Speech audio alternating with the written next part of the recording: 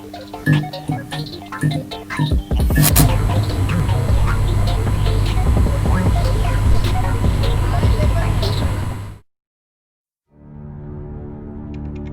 life, there is always the age-old question, what if?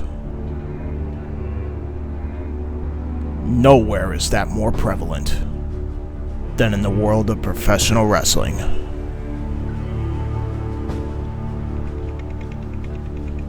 And now, the what ifs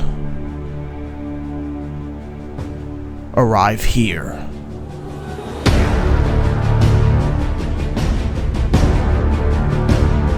Wrestling Fortune 44 Incorporated presents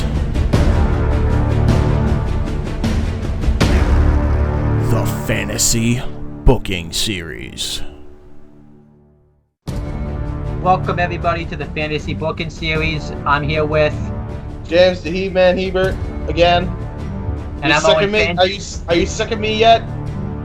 I think they're sick of this video. They just want the rundowns to come back, but this is why I need to get caught up, because then we just do these videos. I think they want the rundown back by this point, so... Hey, it's okay. Hey, at least you get some entertainment by me booking an actual good shit. Yeah. Some good shit, not some crap shit that you would normally watch on TV. This is the good shit. So hey, if they're not sick of this already, they're getting 2 of these next week, so... They're getting 2 for 1 next week, buddy. So either you're gonna love it, or you're gonna hate it. It's okay. It's okay, guys. Anyhow, yeah, we're gonna do ECW Part 4. This is the rebranded version from 2006 to 2008. What year are we in now? We're doing 2008 now, right? Yep. This is we're still in 2007. So 2008 will be the final part. It's the very tail end of 2007 and right to 2008, and it will end at WrestleMania 24. And boy, has things are gonna be changing in this brand. Okay, so the first thing I want to explain, because I fucked up the title or fucked up the events. So I should say this too. This thing is. Like, things changed so much, we had to put off doing this video so we could work on this. That's how much of it. Yeah, dude, it was extensive. I had to do so much research, it wasn't even funny. Yeah. Like, I went ham on this, my dude. It's really interesting. Like, I used to think, like, doing this booking series, you could just book, but the amount of research you have to do to make... I mean, I don't have to do as much, but you have to do a lot of research with the way I'm doing it is like a realistic fantasy, if that even makes any sense. But yeah, no, it was the way I had it framed. I couldn't, because I wanted everything to at least go back to the way it was before, at least to a certain extent. Yeah. Because if you don't, then what the hell are you doing? So. Let's get this started, obviously. So this Part 4 is going to involve ECW's new shows, or one show's coming back, and then, or 2 shows are coming back, and 1 show they adopted from WCW, because that's such a Paul Heyman thing to do, is to say, fuck Eric Bischoff. I don't think he had his podcast at the time, but I really wish... Podcasting was as popular as it is now. Because I would have loved to hear Eric Bischoff's reaction to that, too. Like, how dare they? Paul Heyman's a piece of shit. Freaking, I can just imagine it now. Paul Heyman, he's a piece of shit. He stole my name. Like, he didn't even ask permission. He just, next thing I know, WWE just kind of gives him the right to use the Halloween Havoc name without my consent. Because it's not like they need his consent, because they own it. So they own the trademark. And now Heyman has Halloween Havoc. and he's like, and I just imagine, I'll do a little improv real quick. Hey Vince, I got an idea. Let's hear it, pal. I'm thinking, just to stick it to Bischoff one last time, just to rib him. How about ECW takes the Halloween Havoc name as a pay-per-view? One of our pay-per-view exclusive shows. By God, that's hilarious. Or book it next week. And then Heyman went to say, no, not next week. Calm down. Not next week. No. Not next week. We need time to build it. You know what I mean? We'll book it, damn it. We'll book it. We'll announce it. We'll put it on our calendar. We'll make it 14 pay-per-views instead of 12 or something like that. I don't remember how many there are. And then Heyman would have to, just like Daniel Bryan and AJ Styles, have to make sure they leave Vince's office all neat and tidy. You saw that, right? I don't know if you saw that. But... yeah. Although, how ironic is it? I have a problem with it, even though it's funny, because it's like they look like bitches and they shouldn't look like bitches, but that's just me. It's pretty realistic, though, that would happen. Oh, 100%. That's why it's hilarious. Anyway, before we get things started, Owen, if you could read the champions and the contenders, please, because I can't be asked. Yeah. A CBA. All right. So the champions of James's version of ECW brand at this time is CM Punk, the world champion. Mike Awesome's the television champion. The Free Runners, which is Paul London and Brian Kendrick, are the tag champions. And the hardcore champion is still Shane McMahon. Everyone thinks, but we explained that it's not that bad. So, the way we did it, Shane looks like... First off, it's Shane. Yeah. One of the fucking gutsiest goddamn performers in the industry. I don't care what you want to tell me. That man screams extreme. How many times has he put his body on the line? Man jumped off a Titantron, for fuck's sake. Jumped and, free fell off of it. Yeah, he free fell. He didn't free fall. He jumped. Yeah. He Hail Married and then jumped. Yep. So the world title contenders... Rob Van Dam, Rey Mysterio, Chavo Guerrero, Raven, Kane, Big Show, Big Van Vader, and Jeff Hardy. The ECW television title contenders are Carlito, Tommy Dreamer, JBL, Shelton Benjamin, now John Morrison, because I believe the name change was made. In part 3, it was changed. Ken Anderson, Jerry Lynn, Sabu, Matt Hardy. I'm going to butcher his last name, but Vito Luciano will have you say Luciano. Say it with me now. Yep. Luciano. I hope you don't post this because I'm actually friends with them on Facebook. So, there's a Vito Luciano on Facebook? Yeah, well, Big Vito. I know I'm friends with them because... Oh, no, that's not actually his last name. Wink, wink. I'll explain off the podcast. Then Lance Storm. And there you go. To round it out, real quick before we continue, I do have to explain this. For those who don't know why I didn't call Mr. Kennedy Mr. Kennedy, no, I'm sorry. It was funny, but that's dumb. Yeah. I like Mr. Anderson better. Ken Anderson rolls off the tongue. Okay, just saying. Continue. As I say, he could still do that mic thing because he did it as Anderson too. So yeah, so there you go. And by the way, in ECW, he'd be allowed to chew gum. Yep. Fuck you, Hunter. Okay. I feel like everyone in ECW chewed gum at one point too. Yeah, but that would be Ken's gimmick, really. That is his gimmick. He chews gum. He's an asshole. Drinks beer. Yeah. Has an asshole for a t-shirt. Man. Yeah, he really fits the ECW brand. But anyhow, the ECW hardcore title contenders: Umaga, Just Incredible, Masato Tanaka, Ron Simmons, or Farouk, however It's Ron Simmons. It's Ron Simmons. If Bradshaw's gonna be JBL, Farouk's gonna be Ron Simmons. Okay. Yep. Sandman, Balls Mahoney, JBL, and The Miz. Then we have the ECW tag title contenders. We have Elijah Burke and Marcus Corbin, Hall of Pain. Specifically, by the way, Hall of Pain specifically containing Umaga and Henry, since Van Vader would be going for the heavyweight belt. Yep. Motor City Machine Guns, Crime Time, Mexico's FBI, the Colognes, Rob Van Dam and Sabu, the Hart Dynasty, World's Greatest Tag Team, and the APA. There you go. So yeah, Let's start the build, man. Now we can finally start building up to ECW. Oh wait, you want to Guilty tell the funny story, by the way, because we're reading this off of the thing. So we forgot about that.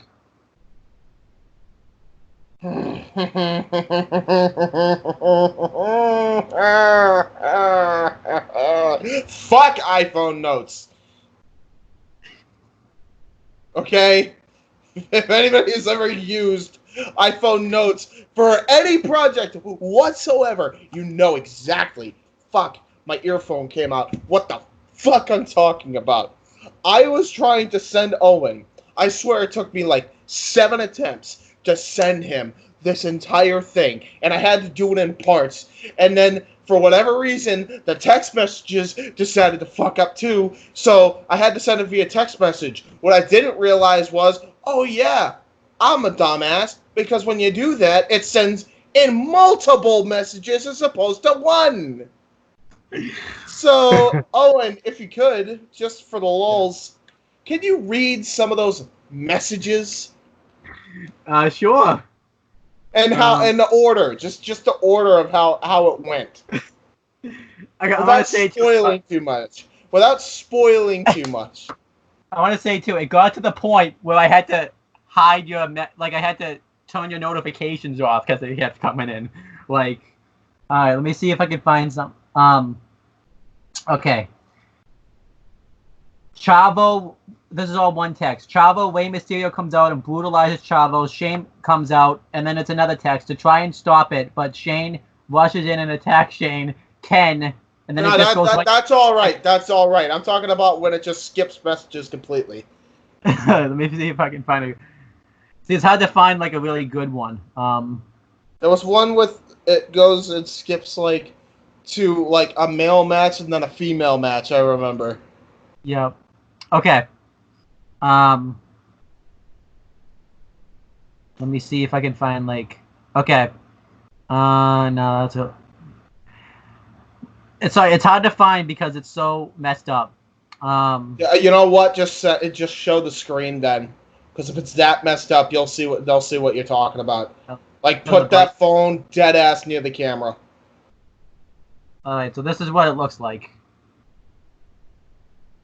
Yep. No, the little too bright, a little too dark. Yeah, it's a little too dark. Brighten it up by like medium height, and they should be able to see the mess that came through your phone. Yep. Dude, look at this shit. This is all his thing. That's all my thing. That's what they did. Screw you, Apple. You pieces of shit. How about instead of releasing an iPhone with the same features that you don't improve on except make a new iOS system like that changes anything, how about you make a phone with better storage instead of just selling the same iPhone that has a camera? That'd be great. Anyway, rant over. Let's get to the booking. Yeah, now let's get to some good stuff. Yeah, let's get to the good stuff, not the crap stuff. So now the stage is set to build up to ECW Guilty as Charged. So now the ECW OGs, or the ECW Originals, are in turmoil. Tommy Dreamer is having issues with the Sandman for trusting JBL. They argue in a segment. Sabu and Van Dam, who is reluctant, Van Dam specifically, tries to play the middleman. Rob says, fuck it, enough. Fine, you guys want to argue amongst yourselves? Have at it. This is some bullshit. Ever since I lost to Edge, all we've had is meaningless goddamn tag team matches with these guys. Now Punk is the champion, and I haven't even gotten one chance at that guy. You guys want to argue? Fine. But not me. Not on my time. I'm done. Dreamer says, the hell do you mean you're done? RVD replies, I'm going to Heyman and getting my belt back. On my terms. This builds up a potential heel turn for Rob, builds up Dreamer's trust issues with people, and sets up a match for Van Dam and Punk for the belt in the weeks to come. So, there's a lot to pack in there. Yeah. Like, there's a ton to pack in there. Like, Sabu's on Van Dam's side. Dreamer, despite arguing with Sandman for trusting JBL, he's kind of on his side, but he's still like, don't touch me. Why are you trusting this dude? all that crap.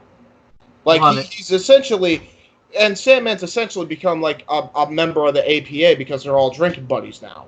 Because they drink in their office. Their office. Yeah. Did you guys know that it's just a door with a round table surrounded with empty beer cans and poker cards? Yep. Okay, just checking. Yeah, their office. Anyway, we move on. Now, meanwhile, Hapu? Simpsons. Yeah. Simpsons. Hoopoo? Poo-poo. Sorry. No, wait, you skipped Bottomania. You skipped a section. No, it's fine. We got time, dude. We got time. Meanwhile, Sabu tries to support Rob Van Dam and encourages him to go for the title. He encourages him to go for the title, but then the new Breed member, Chavo Guerrero, comes to talk his shit, making Sabu and Van Dam pissed off. He says, whoa, take it easy there. You'll get your crack in me. I mean, I know you're pissed at what I did to Ray anyway, so I'll make the match myself. Here's the catch. If I win, I get your number one contender spot. Now, I did not put this in because I think I was in a rush. Alright. If you're such a man and you wanted to come in here, I'll give you some credit. Takes some big cojones to come in here and stare down the whole effing show. But here's the catch for you. If I win, you drop down a division and you do not go anywhere near the top of the division unless one of your guys wins the title. I like that. Deal? Actually. And he says, deal. See you in the ring, chump. And Sabu gets pissed off, right? He tries to go for a chair, and then Chavo runs away. And Van Dam's just like, let him go. Let him go. Leave this one to me. Walks away. I like that a lot, actually, because I was actually the one company that can really incorporate that and hope it goes somewhere is AEW. Like they, I mean, I know technically that's kind of like that with Cody because he can be number one contender, but he can't challenge for the title because of that stipulation. But I wish they would do it with like I don't know, like take like someone that's not in the top 5. Like I'm not caught up, but I'm just using this as an example. Like say Sean Spears, who probably isn't even close to the top 5, have him face like Kenny Omega, and if he beats Kenny Omega, he gets his spot in the top 5. I get it doesn't work that way because it's sports and stuff. Dude, it's wrestling, right? Like, put some shit on the line. Like wrestling should be wacky. You could definitely have statistics be a factor. I'm not even disputing that. I think that's a genius idea, and Tony Khan's perfected it since he started AEW. But it's something that always should have been done anyway. Like, we actually started that before Tony did. Yeah. We just didn't do it on air. But, like, in the booking, we actually made ourselves, like, a ranking sheet to make sure, okay, what makes sense where, who makes sense in the top 5, who makes sense in the top 10, stuff like that. You could say NXT, both of them have incorporated that. Like, they always... Yeah, very much so. They always have as well. So I always kind of look at that and I'm like, but you can switch some people around if the storyline calls for it. Yeah. Like, have a wild card thing go on. Like the WWE mid-card contender fights a top-tier contender. If the mid-card contender wins, he gets his spot and the other guy switches places with him. If the other guy wins, they keep their spot. Yep. Put some stakes. Freshens up the roster a little bit. I mean, let's be real. They did this. I haven't seen the match yet, but they did the same thing with Brody Lee. Like, he just basically called his shot and won a title match. So exactly. And he got his title match. Yeah, you skipped although he did get a lot of wins prior to that. Yeah. And also the pandemic, I feel like it's kind of messing up the ranking system anyways. So. No shit. But anyway, that's beside the point. I digress. So yeah. On TV, a major Aftermath show happens after SummerSlam takes place. I skipped a section, by the way, before that. Did I? Yeah. Oh, yeah, you're right. Mike Awesome has a very nice match with Carlito. The two shake hands in respect, and Awesome retains his television title. Tommy Dreamer, who has had enough of all the loss and trust issues, comes down to the ring, looks down another former rival, and says, "What are you really here for, Awesome?" Basically, he'd go, "Yeah, you look like you're in here for the right intentions now, but let's not forget, it wasn't even 7 years ago. You left us high and dry, and you were the sole reason that we went out of business because you almost took the title to WCW." Yeah. You want to explain that one? Why all of a sudden a change of heart, Awesome? Why all of a sudden a change of heart? Then you can bleed in some reality to this.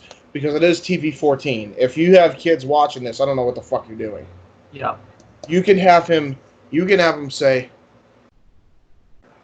"Because I felt awful after what I did." That's the truth. I felt awful for what I did, Dreamer. You may not believe it. You don't have to believe it. But god damn it, I felt like shit.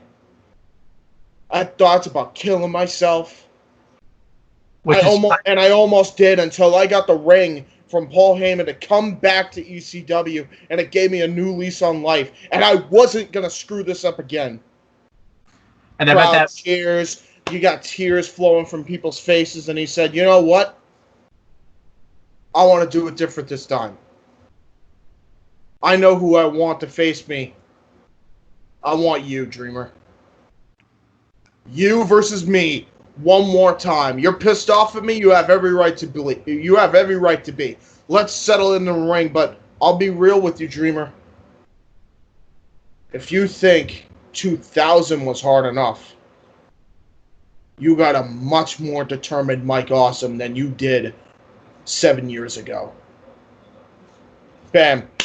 Feud set. Feud set. Tommy Dreamer versus Mike Awesome for the ECW Television Championship. 7 years in the making. Their rematch, finally. Especially too, you clip it like the, obviously when he killed himself in real life, you obviously change it around and make it so Heyman actually did the phone call and all this type of stuff. Yeah, so. and Vince allows him to sign wherever he wants under the umbrella of WWE. Yeah. Instead of, only giving one championship for everybody to go after. That was dumb. And the title looked good too, and then they changed it to that freaking stainless steel piece of shit. Yep. Anyway, I digress. We're talking about good stuff. So, now, on TV, a major aftermath show after SummerSlam takes place. On top of all that happening, as an 8-man tag team match takes place, the Free Runners and Motor City Machine Guns versus the Hall of Pain and the New Breed. The following happens. Sabin gets brutalized throughout the match, but mainly by Henry and Umaga, until a slip-up happens by Elijah Burke, and it gives him a chance to tag Paul London. He wrecks shop until Stryker and McMahon distract him. Masato Tanaka rushes in to chase Shane McMahon off. Vader runs in Vader runs in as Matt Stryker keeps the ref distracted, but then Big Show's music hits. Out comes the Big Show to avenge his fallen friend Kane, and is trimmed down, looking like nowadays Big Show, as he rushes to meet Vader face to face, and they has fight, or in this case, I said they has big brawl. Yep. Umaga tries to go for the Samoan spike on London, but Shelley, Sabin, and Kendrick dogpile on him. Henry comes in to try and break it up, but Burke accidentally bumps into him. Henry, already fuming, is miffed at Burke and turns on the New Breed, shoving them down. This leads Motor City and Free Runners to dogpile on Henry, and then Burke and Corvon to get destroyed as well, with a great combination of tag team moves. They then hit Stereo, Skull, and Bones on Henry and Umaga. London then pins Umaga. Boom. Protects the big guys, protects the New Breed, protects everybody involved, and you got a nice little chaotic ECW little ending there to the go-home show. After the match, this then sets up a stare down between Motor City and Free Runners. Before they both shake hands, Meanwhile, Big Show and Big Van Vader brawl all over backstage before the show goes off the air. 2 dream matches there. Big Show and Big Van. I set up actually 3 matches. 2 of them are dream matches. I set up the Hall of Pains, Umaga and Henry versus the New Breeds, Corvan and Elijah Burke. And then I also set up the 2 dream matches. Free Runners versus the Motor City Machine Guns. Yep. Kendrick and London versus Shelley and Sabin. And Big Van Vader versus the Big Show. A question, too. Is this Big Show coming back after his hiatus, too? Yes, this is Big Show coming back after his hiatus, yes. This is Big Show. Big Show, if you remember, actually took a hiatus early on in 2007 in real life and also in this booking. So he would have only taken a hiatus to get in better shape. I guarantee you he would have been a lot more motivated had he been coming back to great booking. Yep. This is that great booking. So there you go. Solves that problem. Don't book yourselves in a position where he will be pissed and want to leave. It's funny how wrestling booking can just mess up people's personal. Like, it's just so weird how that happens. Like, well, dude, everybody wants to feel like they're valued. Yeah. With whatever they're doing. They don't want to feel like, oh, they could literally, anybody could be in my spot tomorrow and everything's interchangeable. That's what makes them depressed, and that's what makes wrestling on TV boring. Weird thing is, as weird as it sounds, if it wasn't for good booking, Enzo and Cass would still be a tag team in the company. 100% agreed. I agree with you. I don't give a shit what Enzo did. They would have still kept them. They would have suspended them and then brought them back when it turned out Enzo was innocent. And they'd still be wrecking shop, and they'd finally win the tag team titles by now. Well, even then, I don't even think the real stuff with Enzo would have happened, because I think what happened was Cass was like Enzo's filter and all that type of stuff. Like, I don't even think the real stuff with Enzo would have even happened. No shit, right? No shit. Anyway, let's continue. Mexicools lose their title rematches to the Free Runners on TV the following week. This would obviously be a great match. I don't even need to explain how great of a match that would be. They discuss what could possibly be next until Armando Estrada comes out the following week. And he said, or no, it might not be the following week. He talks to them after their loss. And he says, hey, just so you guys know, I want to help you out. And quite frankly, I want a team that will put that Samoan bastard in his place. If you remember in my original booking, go back a couple of parts ago, Umaga turns on Armando Estrada to join Big Van Vader and Mark Henry in the Hall of Fame. Yep. So he fucks off from Armando Estrada, and Estrada is the one who brought him into the WWE. So he's got some vengeance on his mind, and it turns him face by proxy. And he says, so if you do that for me, I'll get you guys to the gold again in no time. Psychosis says, wait, you mean right now? Armando says, no, Chico. Way too soon. Besides, I know you guys got some unfinished business with Crime Time. So I figured I'd do you a favor. I just went to Paulie. He said he's going to schedule that match in 2 weeks' time. You guys got to get ready. I'll be with you every step of the way, and I'll even be in your corner. Super Crazy. He's like, why should we trust you? He's like, I happen to know something that not a lot of other people do. So even if we can't get to the regular tag team titles, don't you worry.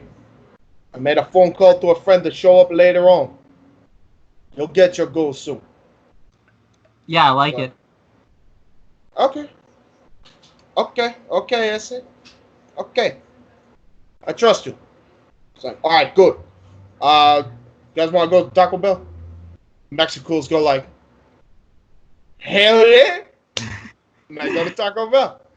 It's at the TV 14. No one will get offended by it. No one gives a shit because it's ECW. If you're going to get offended at ECW, what is wrong with you? Yep. And besides, it's their gimmick anyway. This totally be something they do. Yeah, I love it. People always forget that they created this gimmick. Yeah. I think this was a Juventud idea. And then Super Crazy and freaking, what's his face? Psychosis, they found it hilarious. I'm like, yeah, do it. You know what I mean?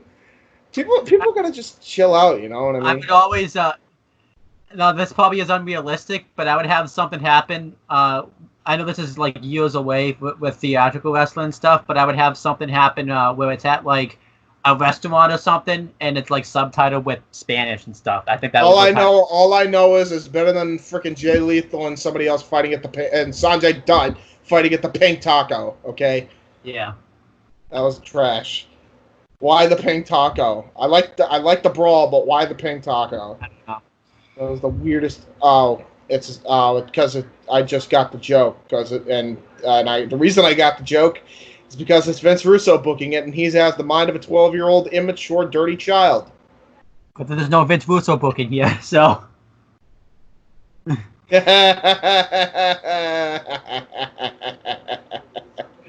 TNA. Anyway, I booked it. I booked us when we do that. Just watch my booking video. We basically do that anyway. So. Foreshadow. Anyway, okay. So meanwhile, nope, that already read that part. Masato Tanaka rushes into JWB. What the fuck happened? Oh boy, I must have done this double time, didn't I? I did this double time. It's fine. I got the Hardy Boys. I'm at the Hardy Boys now anyway. Yeah. So the Hardy Boys get to crack at the Hart Dynasty after their attack on them at One Night Stand, because the Hardy Boys did not forget. Tyson Kidd and D.H. Smith are too much for them to handle, and with Natalya in their corner, they're able to defeat the Hardy Boys. Matt and Jeff look dejected and head to the back, brothers in arms. Matt and Jeff then have a long talk about going their separate ways before even trying for the tag team titles again, as both have aspirations for singles championship gold. Because they're still brothers at the end of the day, but this plants the seeds for later. Plants the seeds for later when you do that thing between Matt and Jeff in 2009. Except don't do him killing his fucking dog, because that was garbage. And have the match go longer than, like, what? 8 minutes? But the match was like, what? You're having it for the world title. It's going longer than 8 minutes. If I'm doing it, for the world title. Fuck everything else. Yeah. Fuck it all. Okay? I like this a lot, though. Now, so Dreamer and Awesome have a contract signing. The rematch is set, and it's 7 years in the making. This time for the television title. Meanwhile, JBL talks to Dreamer and says, "Look, I know you don't trust me, so hear me out. I understand your frustrations about how you still harbor those ill feelings about me trashing ECW back in 2005. Dreamer says, "You're goddamn right I do. And this isn't a place for you to just enjoy and drink with the people you denounced. You either bust ass or you get the F out. Ring a bell there?" JBL laughs. Look. I'm a changed man. But I understand that's not going to change your mind. So I'll tell you what I'm going to do. Fight me before your match at Guilty as Charged. Besides, if you have any shot at beating Mike Awesome, you'll have to last with me. You want to beat the shit out of me, right? Have at it. But I'll tell you this right now, Dreamer. Don't think I'm just going to sit there and take it. You'll get the very best of John Bradshaw Layfield. I better get the very best of Tommy Dreamer and the ECW. Walks away. Kind of leaves Tommy to ponder, like, the hell? Where did that come from? And so he's like, okay, sure. I'll kick his ass. Chavo and Ken Anderson take on Rob Van Dam and Sabu. Because of a bit of a miscue and some cheating at the hands of Shane McMahon, Paul Heyman comes out and has it up to here with the New Breed's bullshit. Here's the promo on that. All right, I've had it. I've had it with you, always cheating, always getting the upper hand on my boys. You know what? I'm tired of it. Chavo, you want your television title match? You'll get your television, or no. Fuck. Yeah, okay, so this is the improv where he says, yeah, blah, blah, blah, blah, blah, blah, blah. He's like, I heard what you said, and okay, so I guess I jumped ahead, but I kind of like what I said in improv better. I mean, you could do it the other way around where Heyman says, okay, if Van Dam's putting up his spot, we're putting up your spot. If you lose, you're going down a division. You could do that way, but I like the other way better, I think. Yep. I don't know, like something about heels just looking like bitches I don't like. Yeah, I get you. I don't know. But anyway, Dreamer versus JBL takes place 2 weeks. You're not gonna like the booking of the Stephanie McMahon thing when we get a tag title match then, so. It's okay. It's okay. They should be scared of me, motherfucker. No, I'm kidding. Dreamer versus JBL takes place in 2 weeks before Halloween Havoc. Tommy Dreamer then goes on not only to last a grueling match with Bradshaw, but ends up beating him with an O'Connor roll. JBL, taking it back, ends up standing up. Simmons and Sandman run down to help their friends. Both a bloody mess. Simmons and Sandman help Dreamer up, and JBL extends his hand to Dreamer, and Dreamer shakes it. Simmons and Simmons give them beers, and they all toast and drink up. Bang. Then the New Breed come out to ruin the fun, minus Chavo as he prepares for the match of his career. Shane McMahon, Ken Anderson, Elijah Burke, and Marcus Corvon take down. It's autocorrected to talk down. Take down all of them in the ring, and they all take out four of them, or take out the four of them. Sabu and Van Dam have no idea what's happening as the New Breed lay waste. All of a sudden, Umaga and Henry of the Hall of Fame, unlikely saviors, end up annihilating the New Breed and stares a hole through Shane McMahon. He tries to run away, but Big Van Vader stands in the way of the entrance. Umaga hits the Samoan spike, feeds him to Henry in the ring. Then they hit the compactor on Shane as Umaga holds up the hardcore title as his prize. Boom. Umaga, Shane McMahon set for guilty as charged. Because you see, big men are big beefy boys. They don't like it when scrawny, intelligent men get in way of path and destruction. Well, I also like you having like heels feud with heels too. I think that's kind of cool. Like because it doesn't need to be the stereotypical baby face. I've never liked the same match type. If you did that every time, it'd be boring. Don't make it boring. I kind of like it too because I always hate that like heels are friends with heels because they are heels. Fuck that. Good. Yeah. Not all heels have to be friends with heels. Same thing with the faces, you know. Mm-hmm. So, let's continue. Go home opener. APA, this is the go home show, by the way. You missed something. What did I miss? Chavo, Van Dam, main event. Thank you. Chavo and Van Dam in the main event of the week before the go home show. Chavo almost wins due to Shane's interference, but thanks to a small bit of help from Sabu, Van Dam hits Van Terminator on Chavo Guerrero, followed up with a 5-star frog splash to retain his spot. CM Punk is on commentary for this, and it's ready for Van Dam at Halloween Havoc. Go home opener. APA and... It's something I actually just noticed, though. Go. If it's the main event, how is... Because Shane McMahon just got laid out by Umaga. Did that happen a different week? No, he would have time to recover. He would have time to recover for the match. He would still be in the manager role. Like, just because he got the Samoan spike, you could sell it for a little bit, but he'll still be out there to try to cause some interference. Like, he could come out in a neck brace or something and, like, try to, get involved in the match. And then Sabu chases him off with a, freaking steel chair. Like, no, get out of here. Shoot, fly, don't bother me. But there you go. Now, then the New Breed come out to ruin all... I already read that. Sorry. Okay, now we Go over opener. Here we go. APA and Sandman, now a member of the APA, and they all come down through the crowd this time. I love that, yeah. To enter Sandman with APA shirts. And then Bradshaw's like, hey, yo, Sandman, do the thing. Yeah! Starting to cheer him on. He starts high-fiving the ECW crowd like, holy shit, I missed this. That'd be great. JBL loving ECW. Ron Simmons just as well loving it. Freaking Sandman and all of them like holding up beers, doing the crushing the hand thing, drinking the beer. It's great.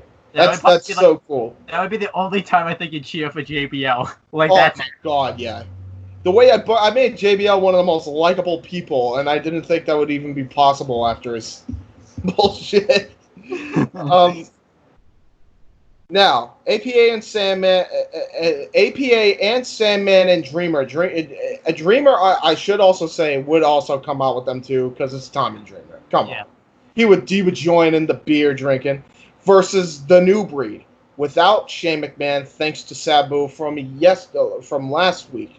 And with Mike Awesome on commentary. That's important because, they're having their match. APA and Sandman and Dreamer win with the help of the Hall of Pain targeting the New Breed again. But the Hall of Pain attacked the OGs and the APA, keeping it clear that they are not friends with them either. When out comes a Mike Awesome with a steel chair to annihilate everyone of the Hall of Pain with the chair, leading to a stare down between Dreamer and Awesome. Notice how it's very fun and chaotic and screams ECW. Do you notice this? It's basically the NXT mod. NXT's took in the ECW model, I noticed too. Like, because that's what NXT kind of is. I wonder, maybe because the formula works in certain ways. Yep. Anyway. Later backstage, Dreamer and Sandman argue with Sabu and Van Dam and Q Improv. Where the hell were you? Tommy Dreamer says. What do you mean where were we? I was preparing for my match. I'm in the Zen mind. What is going on? Sandman's like, I'll tell you what's going on. We were just ambushed by the New Breed and the Hall of Pain, and not one of you guys came down there and saved us. And Van Dam's like, as I already told you, I'm doing this shit on my terms. I want my belt back. And Sabu is just like, all right, everybody just calm down. Dreamer, Sandman, I'll talk to you guys later. Just back up. Let's give each other some space. We didn't know. We're sorry. I'm trying to help him out with the world title match. Just chill out, Bubba. We'll get to you later. They go away, and he talks to Van Dam. He's like, all right, listen. Don't worry about that right now. We got bigger fish to fry. You got to worry about that. We got to worry about the contract signing with CM Punk. Blah, blah, blah, blah, blah. He's encouraging Van Dam, and Van Dam's, chilling out and trying to be in a Zen mind state. Later backstage. No, I already said that. Okay. So second match. So the second match. Jeff Hardy with Matt at ringside, because they're still brothers, versus Shelton Benjamin with Charlie Haas at ringside. Ref bump occurs while Charlie is trying to run interference for Shelton, but Matt Hardy tries to prevent it. Jeff is about to hit the Swanton bomb on Shelton Benjamin, but then the lights go out.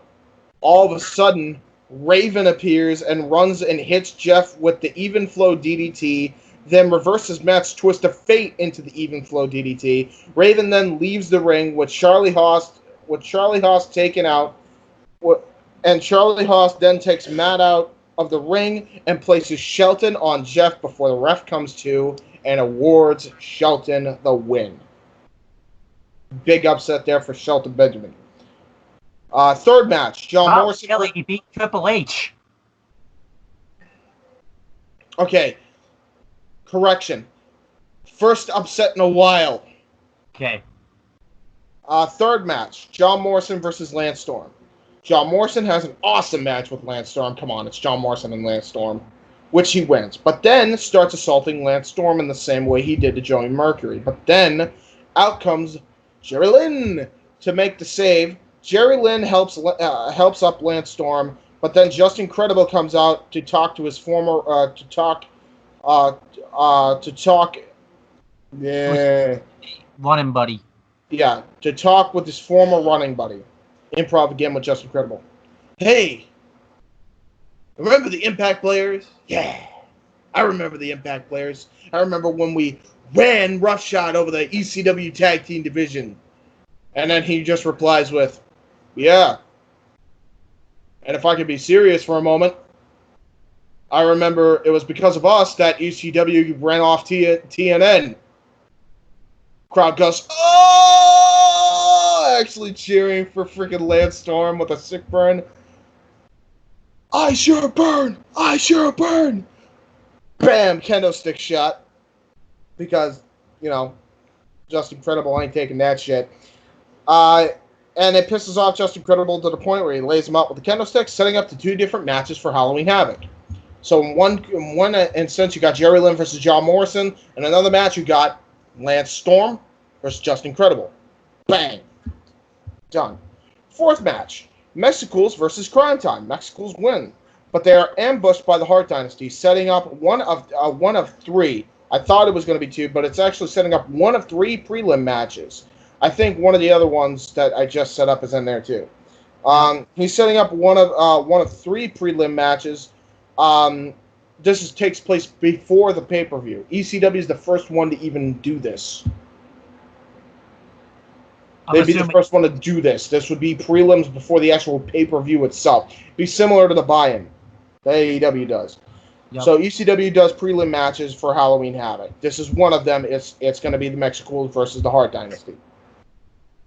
5th match, Kaientai Dojo returning to action with Mr. Fuji versus FBI with Trinity and Vito Luciano.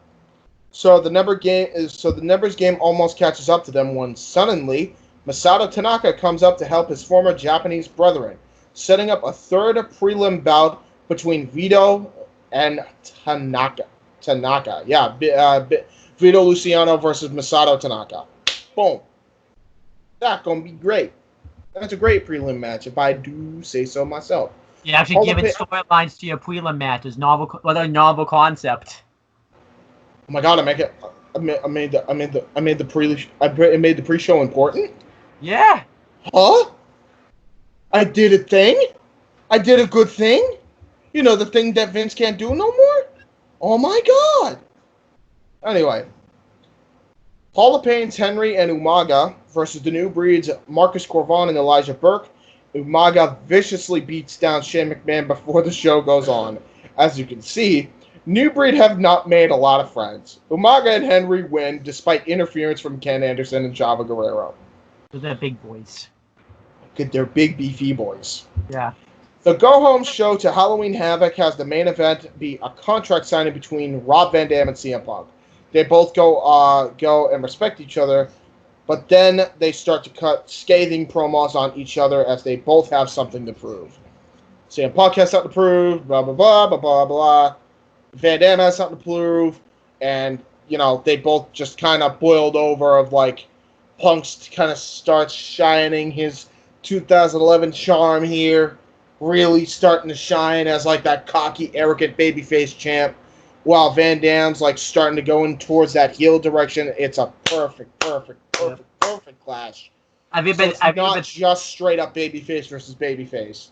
I've even been thinking about it too. CM Punk could be doing the pipe bomb promos before 2011 with your booking. Yeah, very true, very true.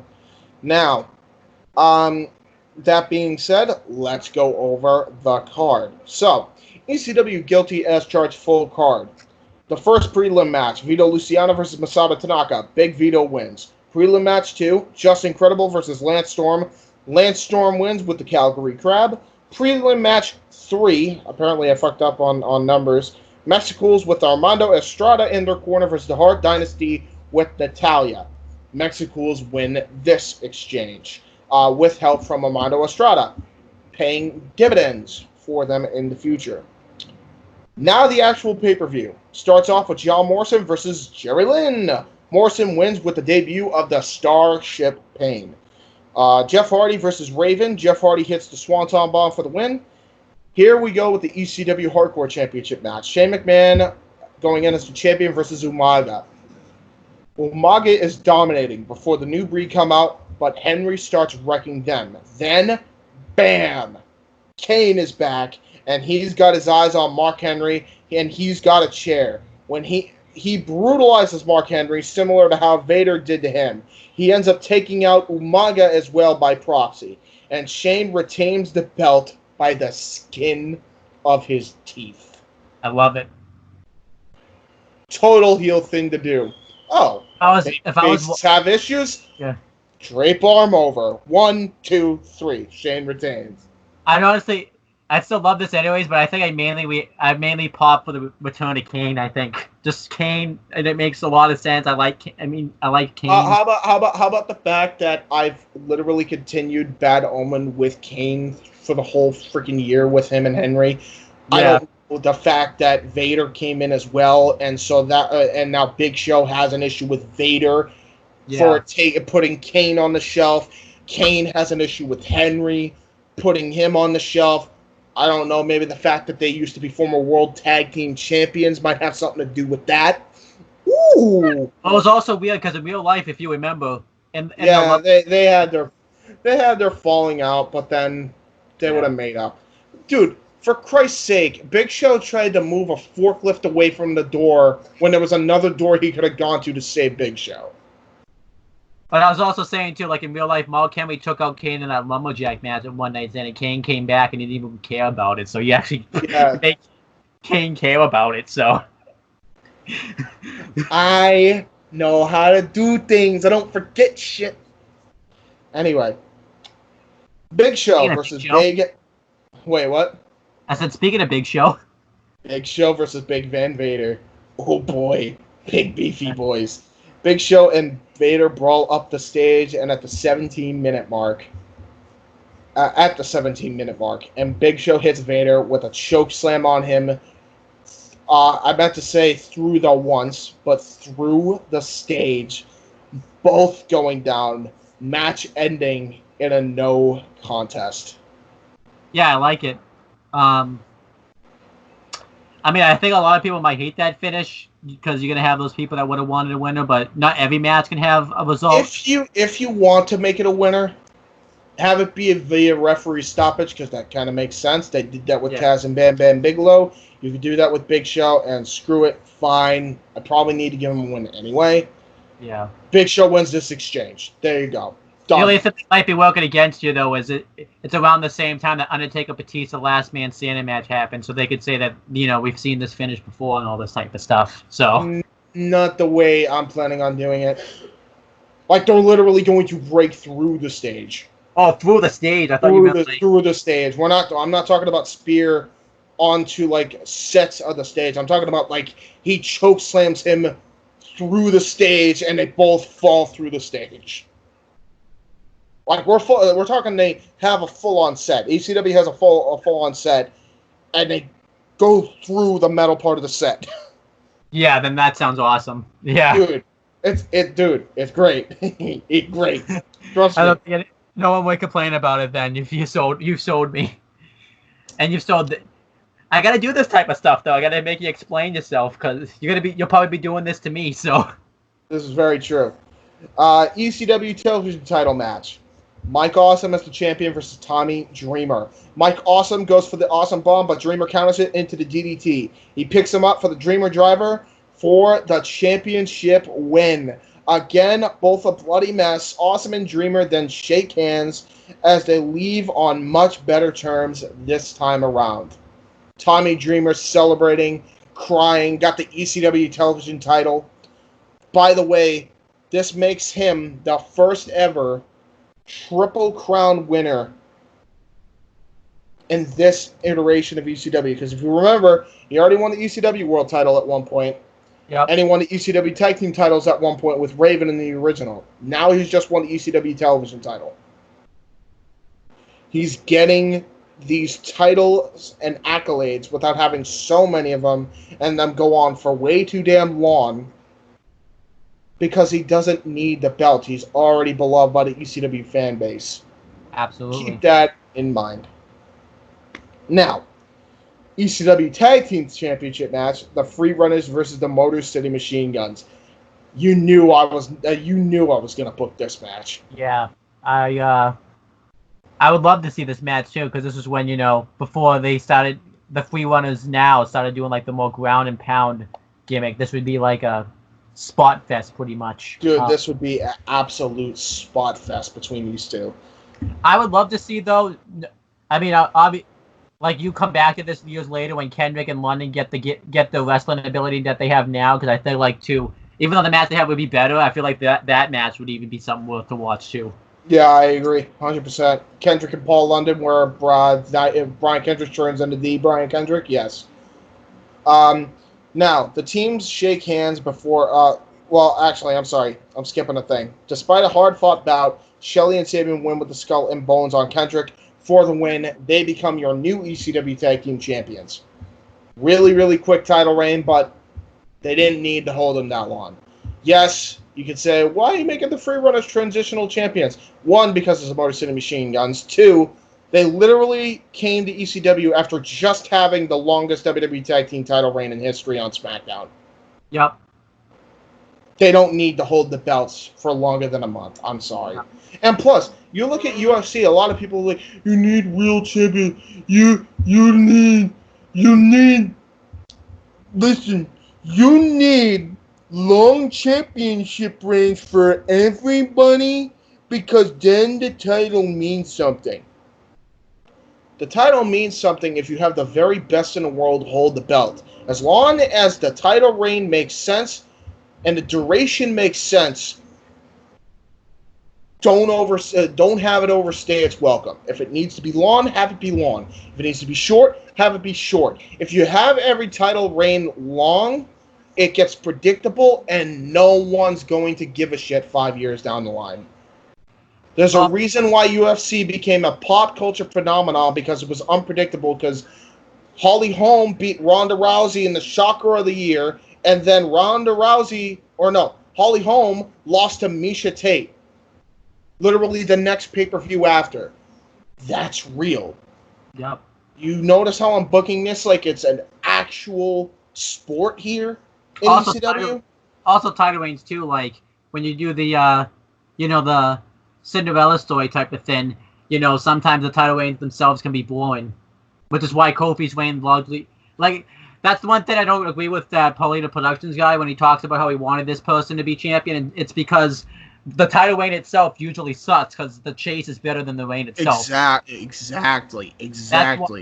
That's why when Sami Zayn lost the belt, they had him whopping it 2 months, because he would have gotten still with the belt if he had kept it. Yeah, exactly. Same thing with Johnny Gargano. Yep. All right, let's get on to main event. Oh, wait, hold on. I missed a part on this. Yeah. After the win, the team shake hands before Henry and Umaga, the Hall of Fame, stored down and lay waste to both teams. Kane tries to save the day, but this time is thwarted by the numbers game. Continuing that feud between Kane, Big Show, and the Hall of Fame. Yep. All that stuff.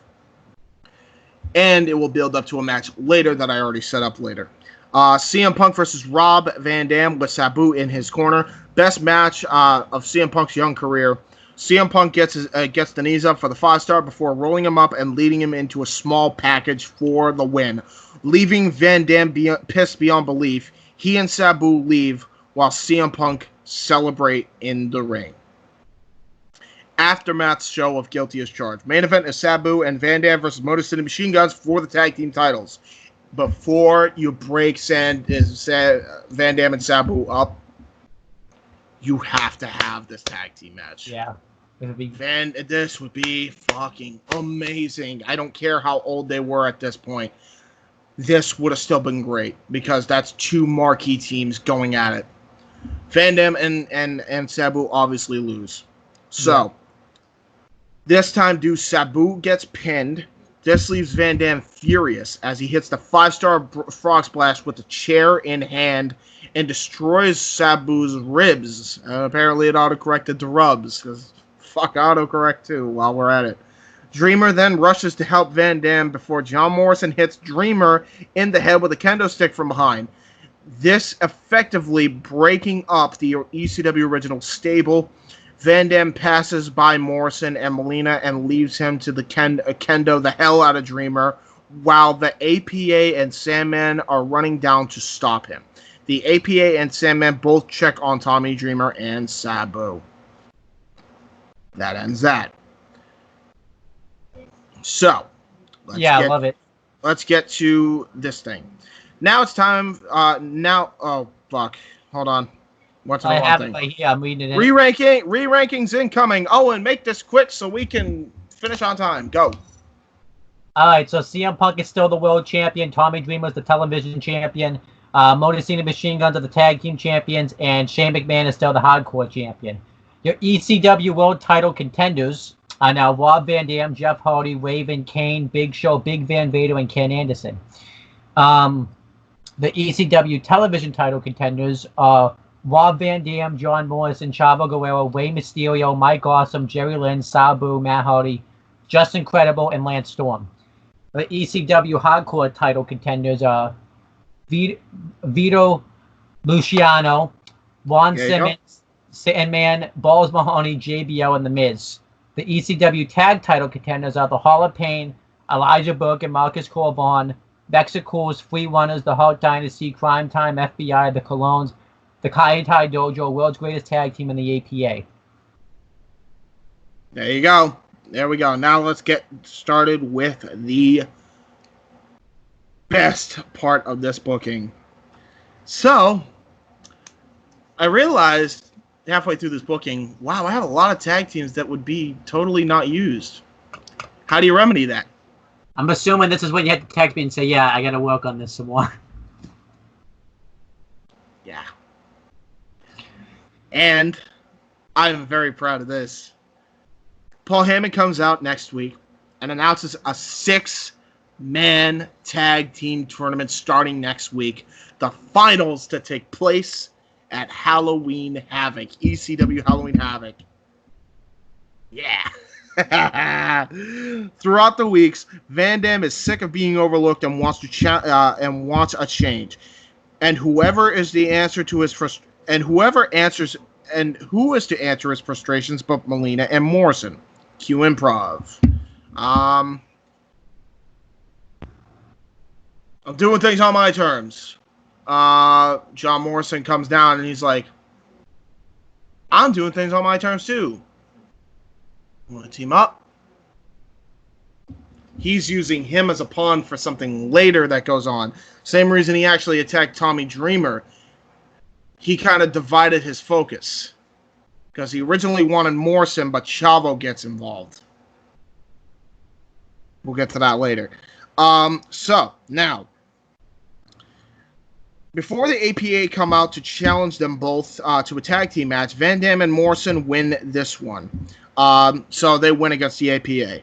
But then enter Sandman plays as Sandman, and as Sandman and Morrison has Morrison and Molina and Van Dam distracted, Tommy Dreamer, his wife, and Sabu assault all of their opposition with stop signs and barbed wire. Because what screams ECW than those two things?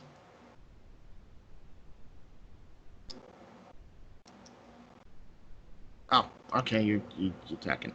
Anyway. So there you go. The same week, Jerry Lynn and Lance Storm take on the Hart Dynasty when all of a sudden Storm kicks Lynn in the face. And joins the Hart Dynasty, giving them the easy win. Team Canada is now reformed. So this Team Canada consists of the Hart Dynasty.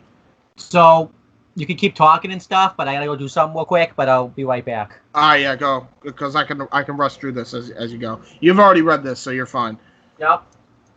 Before the 6-man tag team tournament kicks off, Shane McMahon gloats about how he's still the hardcore champion. But then Balls Mahoney's music hits. Yeah, we need to give Balls something. He comes out, chair in hand.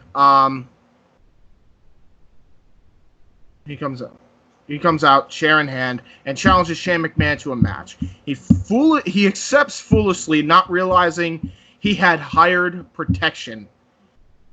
APA come out with the new official member, Sandman, with kendo stick in hand to halt the rest of the New Breed off, leaving Shane McMahon all by himself. The New Breed down all over ringside as Bradshaw hits the clothesline from hell, Simmons hits the Dominator, and Sandman hits the White Russian leg sweep. They all hold him for Balls Mahoney's finisher, the sick chair shot. 1, 2, 3, and Balls Mahoney is your new hardcore champion. And don't get any more hardcore than Balls Mahoney. So there you go. I gave you Balls Mahoney fans something to be happy for. Now, the brackets are set for the 6-man tag team title tournament. Week 1 has round 1 matches of the FBI versus the Kaientai Dojo with their newest member, Masato Tanaka. And the Kaientai Dojo get the W. Team Canada with Lance Storm and the Hart Dynasty take on Jerry Lynn, Terry Funk, and Sabu. Van Dam costs Sabu here. Week 2, New Breed with McMahon, Burke, and Corvan take on the APA. McMahon is in this, replacing he's replacing Chavo, or it may be Ken Anderson. I don't know. He's doing this. Chavo takes the place of Ken Anderson. Is that where we're at? Week 4? No. It's week 2. Week 2 of the 6-man tag title tournament. I think he takes the place of Ken Anderson, but this isn't him. Like Ken Anderson doesn't serve a suspension yet. Gotcha. So, New Breed of McMahon, Shane McMahon, Elijah Burke, and Marcus Corvan take on the full APA with Sandman in tow as well. So this is an official trio now. So Sandman's now a part of a group since the ECW originals kind of deformed. So there you go. Sandman has drinking buddies. And yeah, APA has a third member. Great. Yep. Mexicals with Juventud Guerrero's return. That was the call that Mr. Armando Estrada was referring to before. Taking on the Hall of Pain. In this match, Big Show and Kane cost them, and Armando Estrada gets revenge for Umaga's betrayal. So guess who gets... That's one thing I loved out of all of this, that you kept that storyline going on. You know, because people would have forgotten about that by now. Since you just... I don't forget. No, you don't forget nothing. I don't forget nothing. Dude, I had to go back on this a couple times to make sure. Now, week 3, Tommy Dreamer, Balls Mahoney, and Raven versus John Morrison, The Miz, and Alex Riley. Miz goes up to John Morrison, and he's like, look, you and I have had our differences, but I got a call for us to team up. It's like, team up with you? Really? In your dreams. And he's like, listen, he's offering this much. What the fuck? Yeah. Is that a contract? That's a contract. Who's Al? Shh. You'll know. They go out. So here comes John Morrison. Here comes The Miz later. Out comes Alex Riley. Alex Riley joins the Dirt Sheet. This is around the same time where he would have started the Alex Riley character. He wanted to do this for a while anyway, even since he got to developmental. He was in Deep South when he came up with this character, before it turned into Florida Championship Wrestling, and they all merged into one. So I had to do my research. I had to find this on the fucking forums. Be like, was Alex Riley around back then? Yes, he was in Deep South 2007. I'm like, perfect. There we go. We're dead. We're good. You can include him with him and The Miz and Jim Morrison have a history in real life, so you just basically put it earlier. Imagine him doing the dirt sheets and stuff too. That'd be great. Oh my god, dude! Alex Riley would fit in with that group so well. Yeah. So damn well. It's basically like a bunch of jocks. One's the pretty boy, and 2 are like high school football jocks. Yep. You know. There you go. Perfect match. There you go. Now, where the hell was I? I lost my thing. Big Show Kane. Big Show Kane? Yeah, Big Show Kane and Mike Awesome versus the debuting United Kingdom. Yes, I'm bringing them in because they were in developmental too, boys, as baby faces. Sheamus, Drew McIntyre, and Wade Barrett. This early, they need to be in here because you need six-man teams. They need to be in here. I don't know if I put them in the what's it called? I don't know if I put them in the rankings later on, but if I didn't put them at the end of the rankings because I completely forgot because I was in a rush to get it done. Yeah, you have to tell me where. Yeah, in the match, the Hall of Pain run interference for Sheamus to pin Awesome. The Hall of Pain run interference to pin Awesome in a huge upset win. And by this point, the babyface team, despite the way they lose, they shake hands. It's just so weird, though, to think, even though it's part of your booking and stuff, that if that would have happened now, that obviously wouldn't be an upset win. This is an upset win now because they're rookies. Yeah. All of them are rookies. Like, they're coming out there and they're rookies. So that makes a lot of sense. Yeah. New breed. Week 4, the new breed. Chavo takes the place of Ken Anderson here. Yep. So they get another shot here. It's essentially what's happening. So they lost the first time. So the new breed in this instance would be Chavo Guerrero. Chavo Guerrero, not Shane McMahon because he would have already competed. Yeah. I think it still would have been. It still would have been. Burke and Corvon, right? Was it Burke and Corvon? Yeah. Yeah. So it still would have been Burke and Corvon. But they get another shot because they don't exactly have enough teams to do it yet. So they have to be in there twice. You can even do something like where you throw in like some type of battle royal winning team gets like another shot or something. Yeah, exactly. Just make it make sense. Mexicools versus the Mexicools with Amana Estrada. They get the W here. The dirt sheet with Miz and Morrison and Riley versus the United Kingdom. They obviously beat the rookies via dirty heel tactics. The dirt sheet. The finals are set for the trios tag team titles now for Halloween Havoc, and as the dirt sheet will take on the Mexicools. Pretty damn strong for a start for the six-man division. Yeah, absolutely. During the weeks, Van Dam cost Dreamer and Sabu matches. Van Dam teams up with John Morrison and Shane McMahon to take on Dreamer, Mahoney, and Sabu. Sabu hits Arabian Skull Crusher on John Morrison. But then, thanks to a distraction by Chavo on the outside, Sabu can't capitalize. Dreamer chases off Chavo until he gets walloped by Marcus Corvon with the pounce, and Shane hits a low blow on Balls. Because balls. Yeah. This sets up Shane McMahon in one corner and Van Dam in the other corner to hit a coast-to-coast / Van Terminator combination on Balls Mahoney for the win. I really only did this match so you have that excuse to do the double coast-to-coast. Yeah, I can't blame you. It was a great... I still built it up pretty damn good now, didn't I? Yeah. Dreamer Furious says, okay, you want to play dirty like that? We'll play dirty. At Halloween Havoc, Rob, Chavo, you'll get your title in a triple threat. Sabu's like, oh no, Bubba. Make that a four-way. I got unfinished business with Van Dam. Heyman makes it official in the back. Bang. Great fatal four-way. Sabu, Van Dam, Chavo, and Dreamer. Yes. Makes a lot of sense. Makes a lot of sense. Because you can make it make sense. It's called brain power. You use it. There you go. During this time, CM Punk comes out in Chicago to a thunderous pop. The ECW champion gets showered with praise, with love from the crowd. And CM Punk is annoyed that he's the champion and he's getting treated like an afterthought despite the names he's beaten. Jeff Hardy then comes out and the two face off. Improv. Kind of more of an explanation.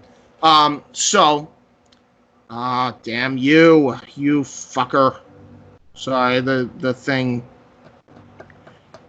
iPhone, ladies and gentlemen. iPhone. I'll be using my laptop with Google Docs for my booking. It's a little spoiler. Dude, I don't blame you. I wish I did. Where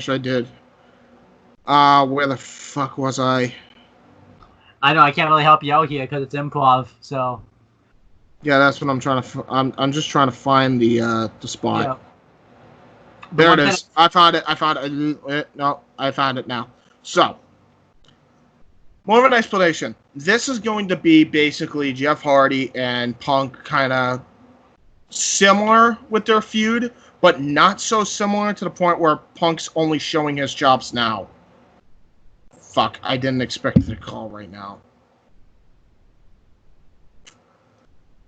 I'll have to cut this part out. Hold on. I have to take this. Okay. All right, I'm good. Sorry. All All right, as I'm saying. So, it's kind of similar to their feud, but in this case, it's like they essentially are still faces. Punk's not really that heelish, but he's very cocky because he's held the belt for this damn long. And nobody in ECW since its relaunch has been able to do that. Nobody. Shane tried, Shane failed. Like, he's the only one that's held the belt as long as he had. Foreshadowing his 434-day championship run, which, by the way, probably should have lasted until WrestleMania for a championship versus streak. Yep. Just want to point that out. Sorry. Thought that was a dead dude. That was such a golden opportunity, like right there in our hands, and they fucked it up. I'll give you one. I'm probably fucking it up too because of the whole thing I do with Daniel Bryan and stuff. So. Yeah, it's fine. In your thing, it makes sense. Yeah. Literally anything they could have done, but a Cena Rock too. But they were so gun ho. Anyway, as I was saying, so this sets up for the Halloween Havoc main event. CM Punk will then have one last challenge before Halloween Havoc in the form of Matt Hardy, and then later Kane. This was inevitable for Punk, and he couldn't avoid him, but Punk, despite all odds, prevails with the Anaconda Vice, making Kane pass out, not tap out. Motor City Machine Guns get great matches between the Mexicools again, as they did not invoke the rematch clause yet. They come so close, but Motor City hits a crazy combo move, Shooting Star Press combo, or crazy combo move, into a Shooting Star Press by Sabin on Super Crazy for the win. After the match, Lance Storm and the Hart Dynasty, Team Canada, brutalized the Motor City Machine Guns, setting up the title match at Halloween Havoc. So, yeah, Hart Dynasty versus Motor City. Yes, please. I see that. Balls Mahoney has defended the hardcore title with chair shot after chair shot, but now runs into an old fan, or old friend. They pretty much laugh, as they know they're in for a brutal war. Sam Henn has waited a long, long time for this match. Big Show has yet another grueling match with Big Van Vader in the main event of an ECW. This time they break the ring. Vader gets up this time and calls a no contest. Taz says holy shit again. As he lies there, Raven comes down, smiling, finally getting his chance to strike. He takes a steel chair and starts beating Big Show over the back with it. He then brings a makeshift window pane. He takes a wire as he chokes him. He looks at Vader, who's just getting up, and asks him for a little help. He obliges and screams, "You remember this, big man?" They both throw him into the window pane glass, reminiscent of the match at WrestleMania X7. And if you really want a match to have a proper conclusion, Vader then pins Big Show. Yeah. And now you have a proper grudge in Raven. He has not forgotten WrestleMania 17. Yeah, that's great. Nor should he. He got thrown through a window like a rag doll. Yeah.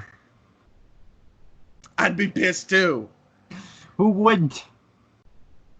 Just Incredible as a wine bag and demands his match. Blah, blah, blah, blah. He gets one in the form of Jerry Lynn again. Incredible wins, and then Matt Hardy confronts him, setting up a prelim match before the pay-per-view. This is basically just to give Matt Hardy a win. You already know where this is going.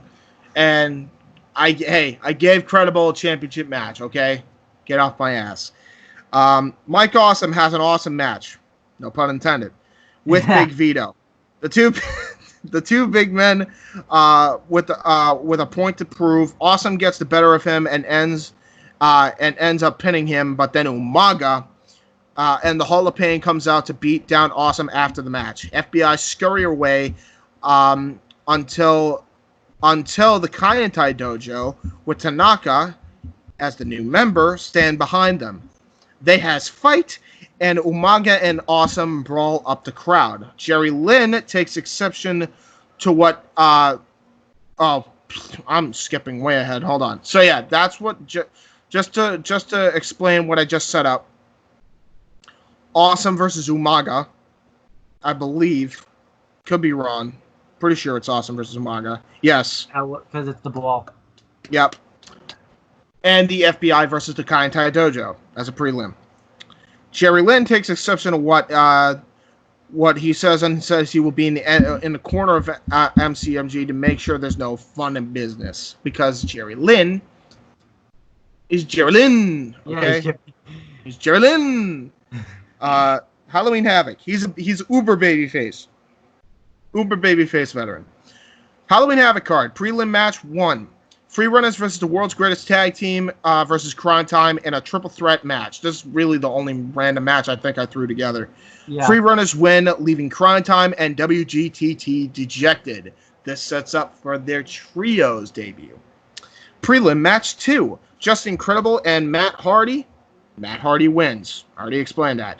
Prelim match number 3. Kaientai Dojo versus the Full-Blooded Italians. FBI win with the help of Trinity. ECW hardcore match to kick off the card. Balls Mahoney versus Sandman. Balls Mahoney the champion, Sandman the challenger. After a bloody brawl, Sandman finally wins and gets his first championship since 2000. Think about that. Yeah. Since 2000. He didn't even get a belt. Like, he got nothing in the original ECW. Like, nothing at all. Like, no, he got the ECW belt. Are you kidding me? No, I'm saying, like, in the original WWE ECW, I'm saying. Right, like, yeah. Got him a belt. You're welcome. Yep. Champion. Yep. Umaga versus Mike Awesome. I forgot to mention that this is for the ECW Television Championship. Mike Awesome, no, it's not. He lost the belt. I am retarded. No. I'm sorry. Mike Awesome retains. Wins. Oh, yeah. Just wins. He retains his dignity. There you go. I don't know. Raven versus Big Show. Raven versus the chokeslam into the even flow DDT for the win. That would be sick visual. Lance Storm versus Jerry Lynn. Lance Storm. Where did that show come from, by the way? Can you explain? OSW review. Okay. ECW Tag Team Championships. Motor City Machine Guns. The champions, the Hart Dynasty, the challengers. Motor City win after Lynn and returning Francine take out Lance Storm and Natalia to run interference. Don't think I forgot about Francine. She hot. I mean, what? Know she is actually. So she's a mom now. She's a mom. There you go. ECW television title, Fatal 4-Way. Tommy Dreamer as the champion versus Chavo Guerrero versus Rob Van Dam versus Sabu. This is where Tommy Dreamer, being a prideful son of a bitch, bites him in the ass. Yep. Rob and Chavo hit stereo frog splashes, another reason why I wanted to book this match, just for that, on Dreamer and Sabu. But then Chavo rolls up Van Dam and holds the tights for the 1, 2, 3. Pissing off Van Dam in the process. Morrison used Van Dam as a pawn. Chavo. So did Chavo. Oh. Both of them did. Because remember, Morrison kind of gave him, the reason to join. Yep. Hey, you want to join me? Hasn't talked to Van Dam since after that little text message by The Miz, if you noticed. We'll get to that later. I do like that, by the way. Like, people are going to probably say, like, when this is happening, like, oh, how could they forget about the whole John Morrison thing? It's like, you're not forgetting about it. Like, nope. You're making them think you're forgotten about it, so. It's how you book, people. This is how you book. After the match, Rey Mysterio comes out and brutalizes Chavo because he's so angry after what the New Breed did to him. He chases off Chavo with a chair. Don't you dare think I forgot about that feud either. That's still happening, and now there's a prize on the line. Why would Why would I ever think you forget about Rey Mysterio too? Like, come on, like you never forget. I'm a mark. I mean, come on, you all know this by now. ECW six-man tag team title tournament finals: the Dirt Sheet versus the Mexicools, and the Dirt Sheet win by the skin of their teeth. God damn it! Yep. But I will say Mexicools will get a standing ovation. All four of them, including Armando Estrada. ECW World Championship. CM Punk versus Jeff Hardy. After a lengthy reign with the championship, Jeff Hardy wins his first World Championship in WWE. Punk and he shake hands. Afterwards, however, the New Breed come in with Ken Anderson in tow. Back from his 30-day suspension. Because fuck 60. Yeah.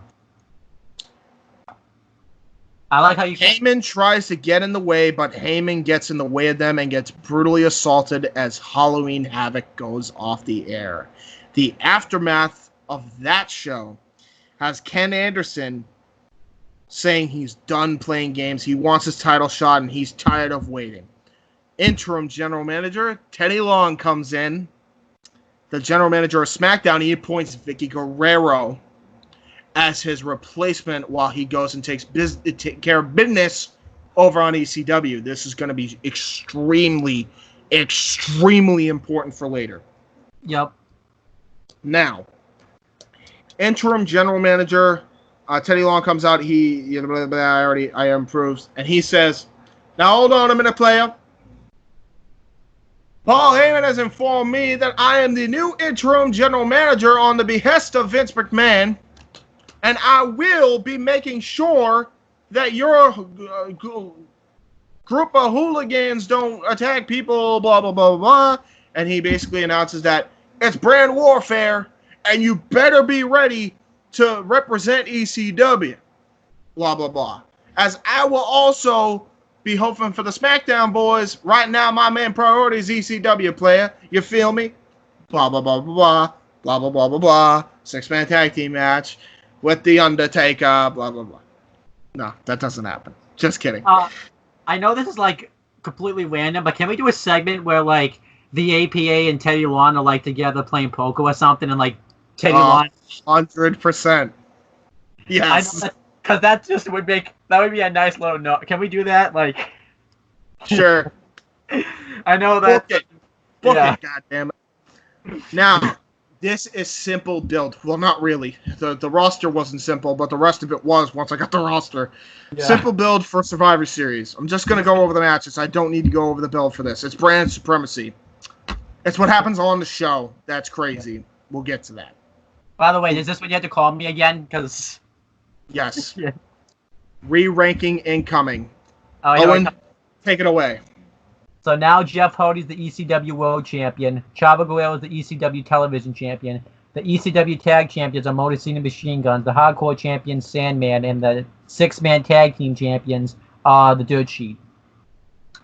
The ECW World Title contenders are Rob Van Dam, CM Punk, Raven, Big Van Vader, Big Show, and Ken Anderson. The ECW Television Title contenders are Rey Mysterio, Mike Awesome, Lance Storm, Just Incredible, Kane, Matt Hardy, and Jerry Lynn. Yep, there you go. There's that joke. ECW Hardcore Title contenders. Vito Luciano. There you go. Hey. Ron Simmons, Sabu, Balls Mahoney, JBL, The Miz, and Umaga. The ECW Tag Title contenders are Hall of Pain, Elijah Burke and Marcus Corvon, the Free Runners, the Colognes, the Hart Dynasty, and the APA, not OR. Then the ECW six-man tag title contenders, it's FBI, Mexicools, the Kai Tai Dojo, Team Canada, Crime Time, World's Greatest Trio, and the Hall of Pain. And add in, I think I meant to replace the Hall of Pain with the United Kingdom. So anytime you see Hall of Pain in the trio section, the United Kingdom. There you go. There was my mistake. But yeah, the United Kingdom. There you go. Done. And now this is what the roster looks like in James's version. This is all three rosters. Oh boy, here we go. Yeah. Just run it down as fast as you can. Actually, you know what? I'll do this because holy shit. Yep. No, I can do it. Just let me. Trust me. I got a plan. John Cena, Triple H, Shawn Michaels, Randy Orton as the World Heavyweight Champion over on Raw. Chris Jericho, Bobby Lashley, Rob Conway, Test, Big Daddy V, Nick Dinsmore, not Eugene. Ken Shamrock as the IC Champion. William Regal, Mordecai, Joe Henning, a.k.a. Curtis Axel, Manu, Chuck Palumbo, Val Venus, Gene Snitsky. Hardcore Holly, Chris Masters, Trevor Murdoch as the World Tag Team Champions, Lance Cade as the World Tag Team Champions, Ric Flair and Jim Duggan as a tag team, Dolph Ziggler and Shawn Spears as a tag team. Fuck Dolph Ziggler. Yep, like him. Ted DiBiase Jr., Cody Rhodes as Priceless, Deuce and Domino, Ezekiel Jackson and Vladimir Kozlov as a team, Beth Phoenix and Mickie James, Trish Stratus being brought back, ODB and Victoria. Melina and Lita as the Women's Tag Team Champions to compensate for another championship being added in ECW. They also do the same thing because they copy off each other. Candice Michelle, Tori Wilson, Katie Lee Burchill, Layla L, Kelly Kelly, Ashley Massaro, Jillian Hall, Sherry, Michelle McCool, and Chrissy Vane. She was a developmental talent, by the way, Chrissy Vane. I had to look up who she was. I had to look up who I didn't know who Nick. I forgot who Nick Dinsmore was because I forgot he was Eugene. I didn't forget because why would you forget? Now. Also, you forgot to mention Beth Phoenix is the women's champion. Yeah. Yes, she is the women's champion. I will not be going over every single freaking person on the ECW. You've heard it like ad nauseum by this point. The only new members that you need to know that are in the show now are Alex Riley, Sheamus, Wade Barrett, Drew McIntyre, and Kenny Dykstra and Slam Master Jay go over there. Not Jesse. Fuck the Jesse Infectist idea. We're scrapping that and yeah. I'm gonna break a rule. I will admit I was because I didn't really like that gimmick all that much, the Slam Master Jay gimmick. But with what you do in the book, and you actually sold me on it later on. So I wasn't feeling it. I was gonna confront you about that, but you actually sold me on it. Like, yep, SmackDown roster from late 07. This, by the way, I'll explain the roster. I don't even need to say the roster totals. Actually, I'll do that real quick. So, Raw still has 51 with the most. SmackDown has 46 with the second most. And ECW still has less than both of those guys. Both of those brands, I should say. Yeah. Ain't that insane? Yeah. Legitimately. All right, here we go. SmackDown is very different. I will explain DDP and Brian Cage. They needed to come back because I needed to bolster up the roster. I realized I took a lot from SmackDown. Scotty Goldman as well gets brought up early because you need to bring in a guy like that in early. Kevin Steen we're bringing in way early because why the hell wouldn't you sign a guy like that anyway? Brian Cage was in developmental, if you can believe it, in Deep South Wrestling. Okay. How you don't have a talent on that roster, especially with what Vince was looking for back then, I have no idea.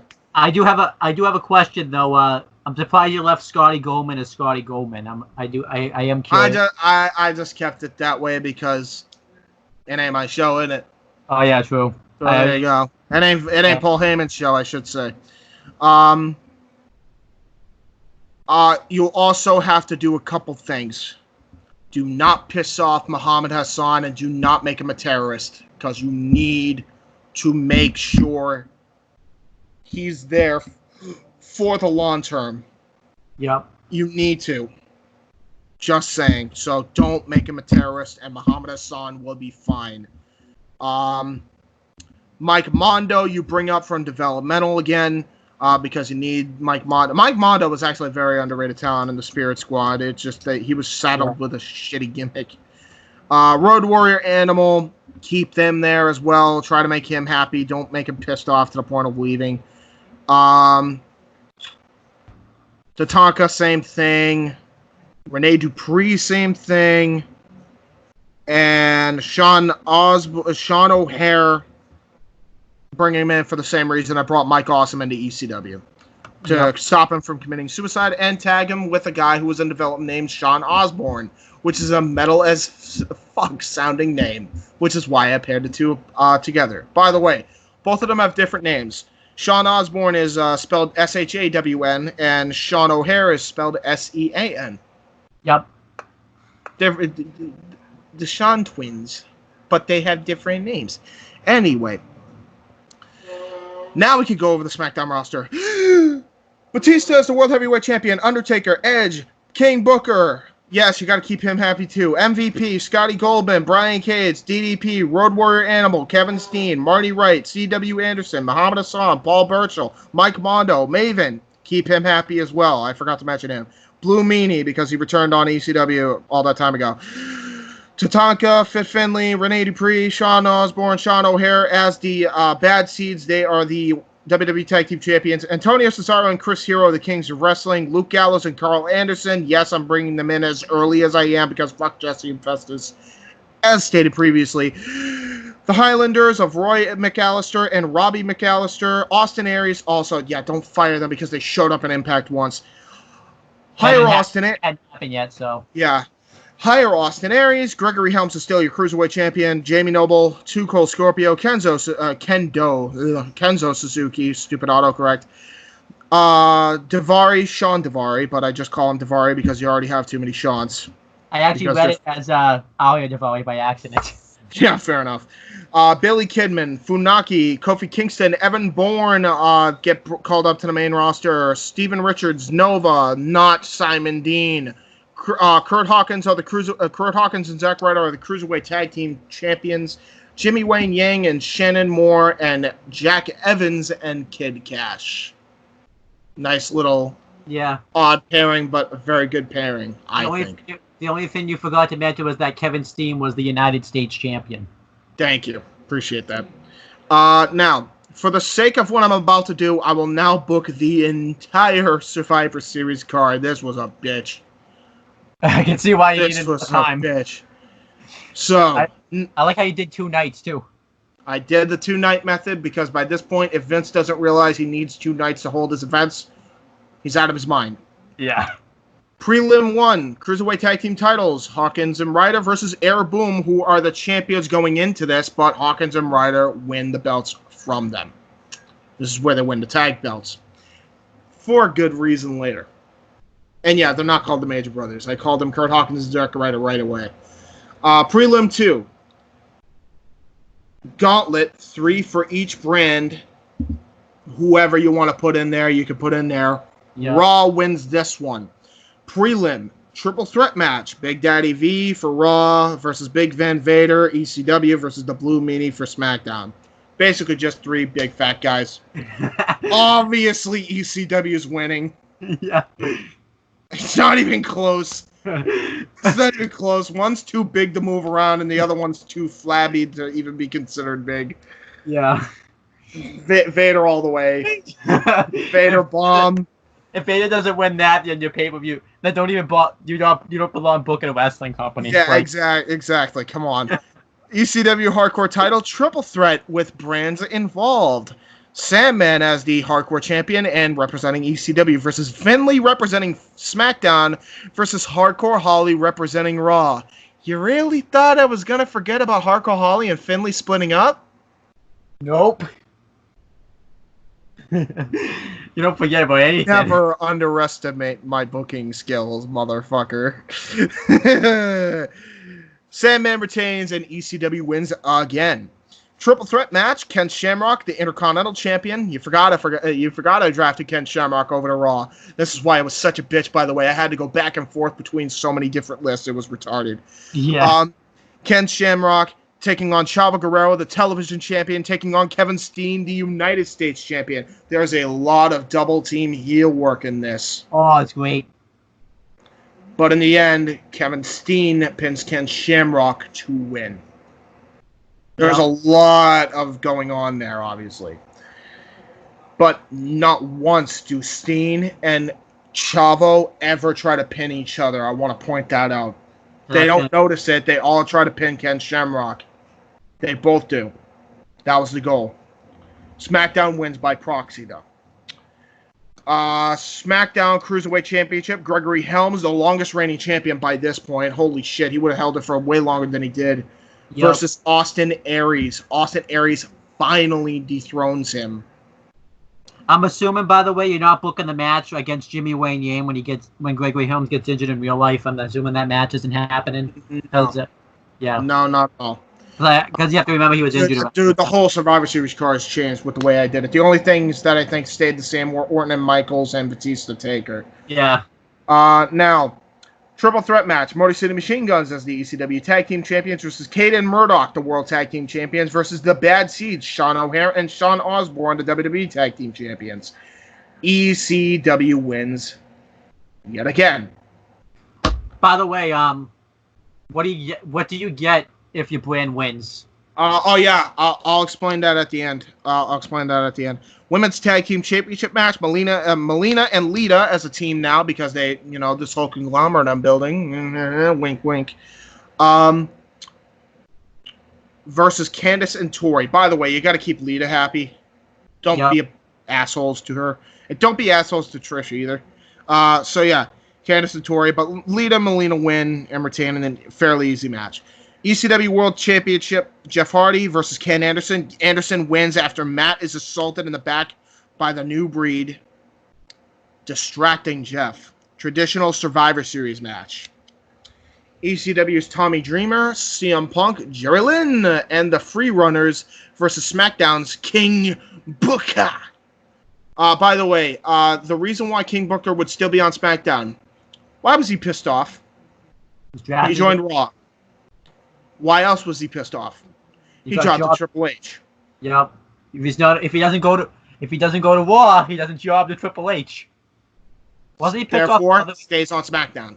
But wasn't he pissed off for other reasons though? Because the wellness policy started changing too. Yeah, but you can coax him back in if you actually work properly with the guy that talented. True. Muhammad Hassan. Because, again, I just explained why you need to keep him. Don't make him a terrorist. That's all you got to do. Brian Cage and the Kings of Wrestling. Notice this is very New Blood heavy. Yeah. Over on SmackDown as well. So I made that like the New Blood show. Versus Raw's Triple H, Chris Jericho, Ric Flair, and the Highlanders. I feel like I may... Nope, I got that right. I think Highlanders were still on Raw. I'm pretty sure. No, they're on SmackDown. Are they on both by accident? They're free agents. They can go wherever the hell they want. Again, I can't say that. Fuck it. We're replacing him with Ezekiel Jackson and Vladimir Kozlov. There you go. Yeah, I know they're two beefy boys. Fight me. Dude, I needed something, okay? Yeah. Raw ends up winning this one mainly because of Triple H, Jericho, and Flair. WWE World Championship match. Randy Orton, champion, versus Shawn Michaels. This main event's night one of Survivor Series. I keep this match the same, to be honest. Yeah, there was nothing wrong with that. I love this match. Yeah. Night two. Prelim match one. Tag Team Battle Royal. I forgot. Do you still have the same stipulation with that main event where, one can't get DQ'd and Shawn Michaels can't use the Sweet Chin music, or are you just going to debunk that?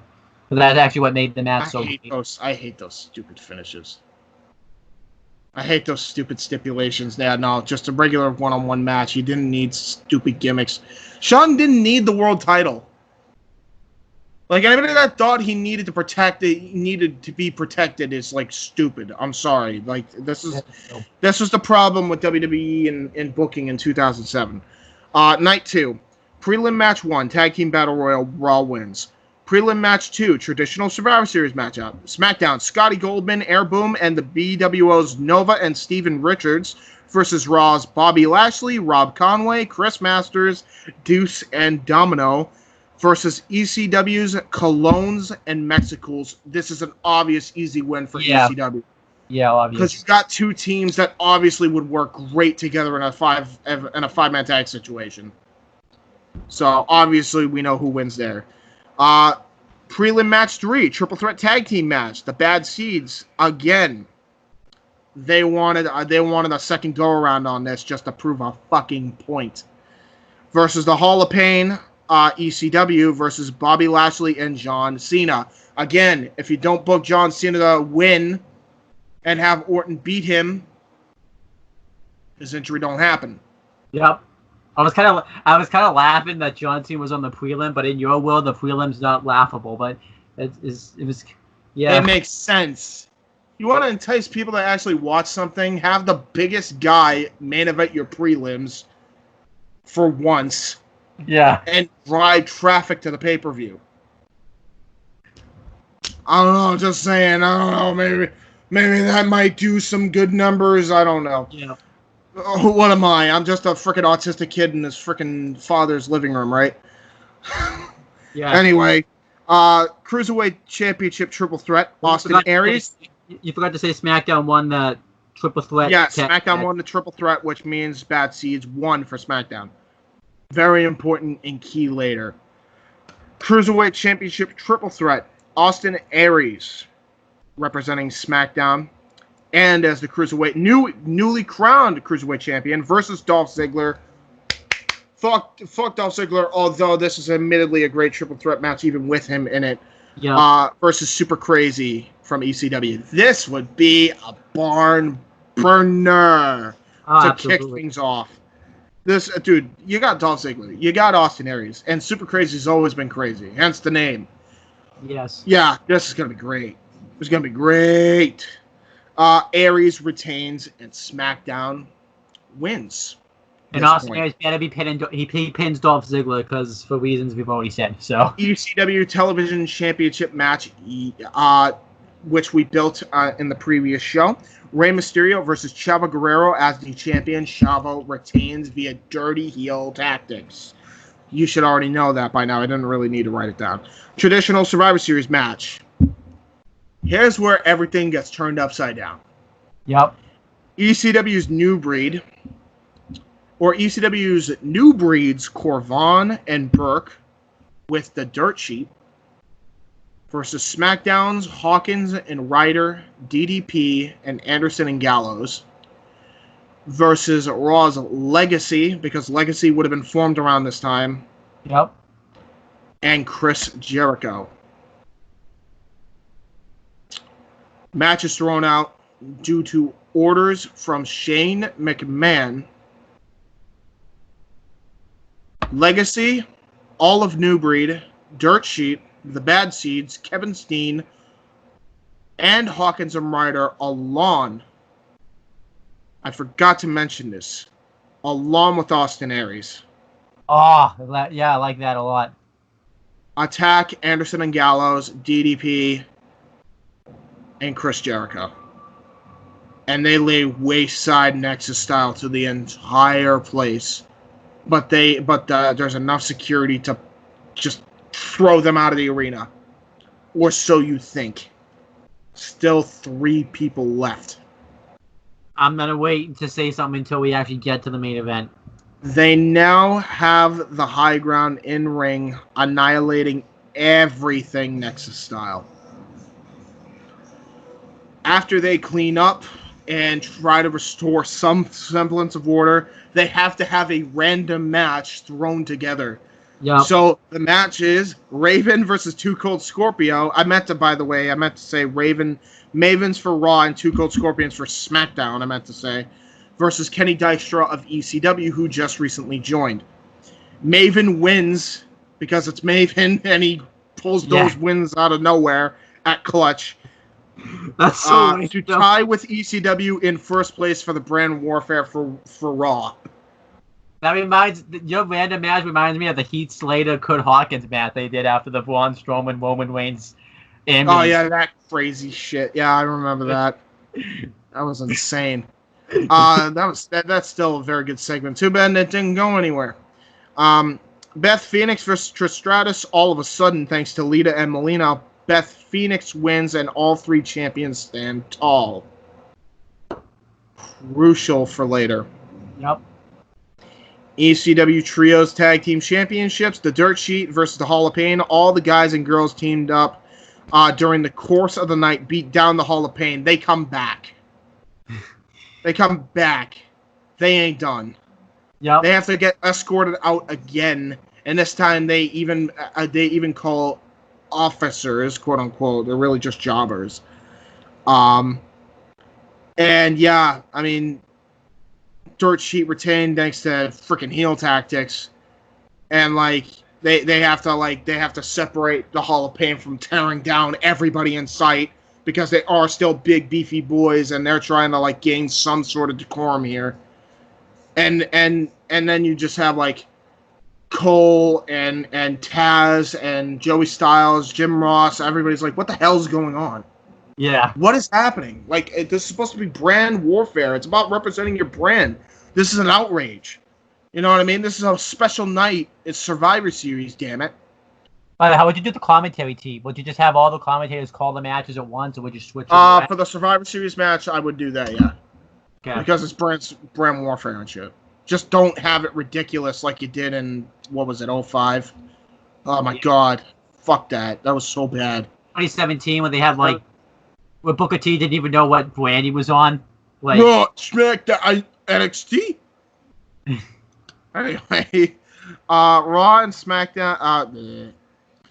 Hell in a Cell. I don't know why I thought of Raw and SmackDown. No, you missed a match. Yeah, thank you. Yes, great Intercontinental Championship match here. Ken Shamrock versus General Manager William Regal. Regal's obviously heel, booked himself in this match, but come on, this is a great matchup. Like, I'm salivating at the technical prowess of these two. The only thing that sucks about it is while the match will be great, the crowd's probably going to be dead after all of this chaos that's going on, though. Yeah, very true. That's the only thing that sucks. So I have a promo package before the match. There you go. Problem solved. They get back into it. Hell in a Cell match for the World Heavyweight Championship. Batista versus Undertaker. Randy Orton, Ken Anderson, and a third man assault everyone in the ring as cameraman. Remember what Edge did. Yep. Now we got 2 additional people. Orton and Anderson unmask.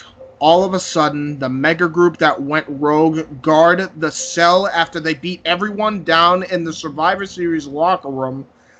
Then the third man unmasks, and it's Edge, rearing his ugly head again. Remember, he went down with injury when he transferred over to SmackDown, this time from ECW. That still happens, like in real life.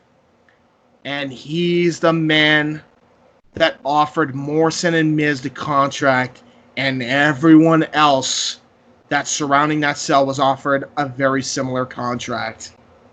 Also, by the way, because this hit me, by the way, when you... Who did Teddy Long... I don't know if you're still doing the storyline, but who did Teddy Long leave in charge of SmackDown? Vicky Guerrero. Yep, and remember what we found out later in real life.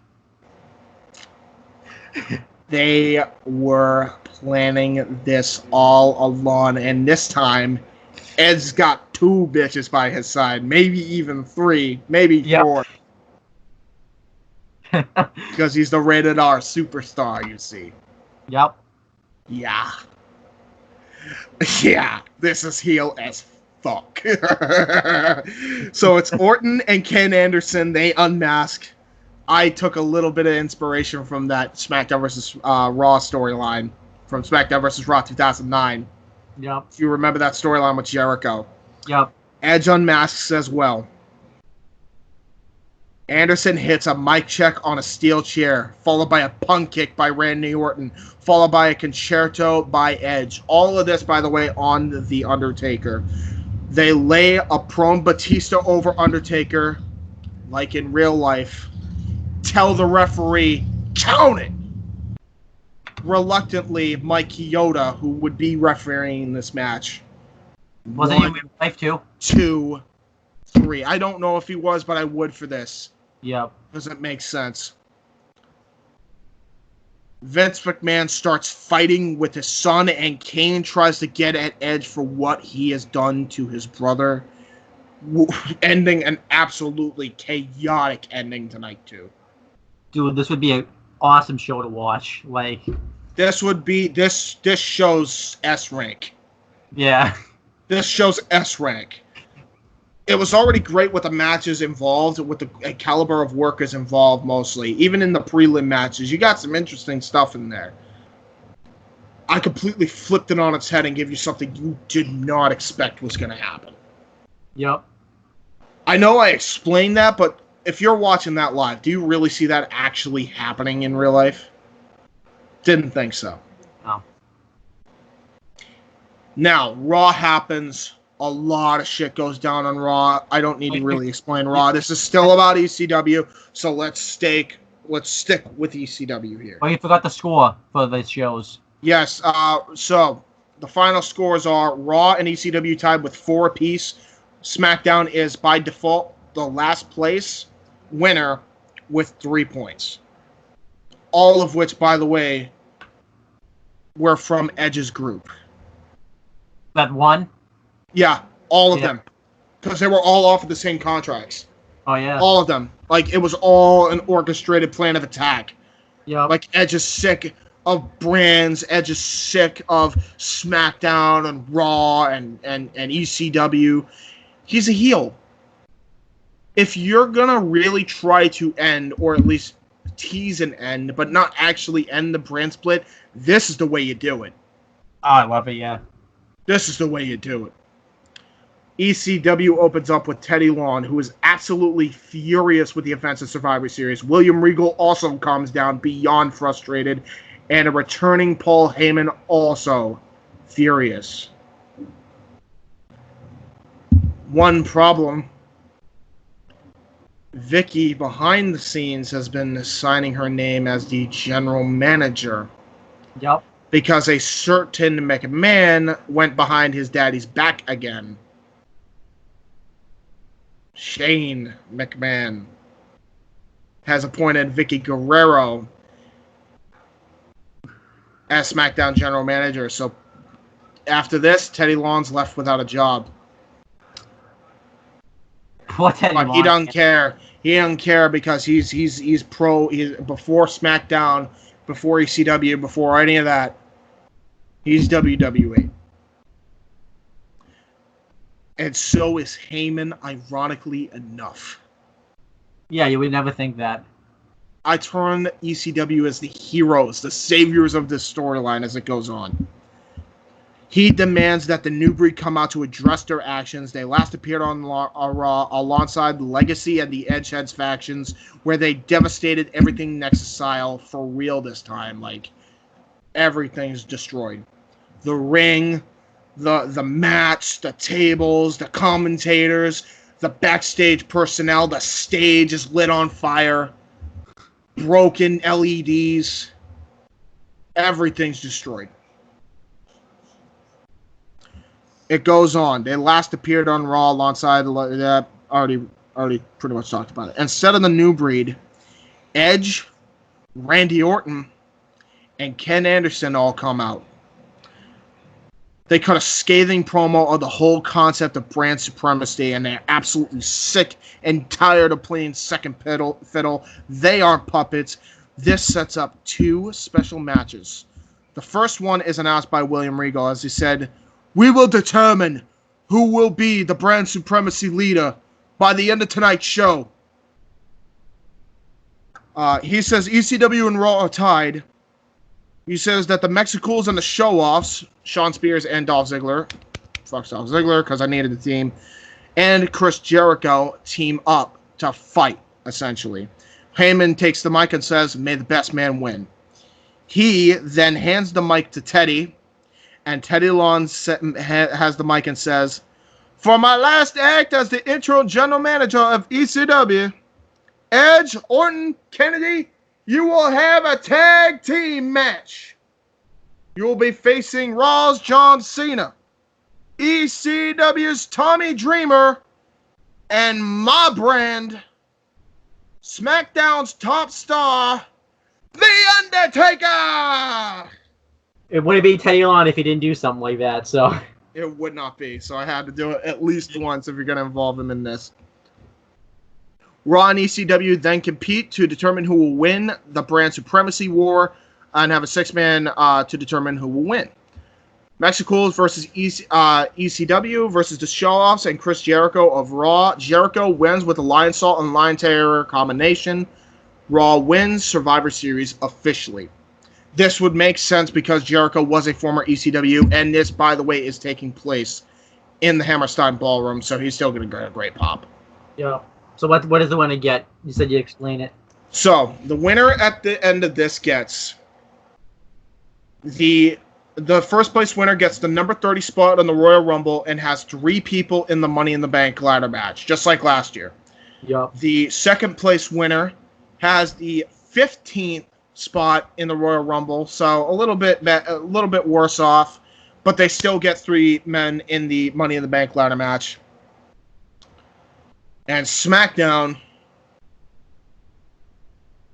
is essentially last, which means they get the number 1 pick, making sure you still have Undertaker and Shawn Michaels go at it.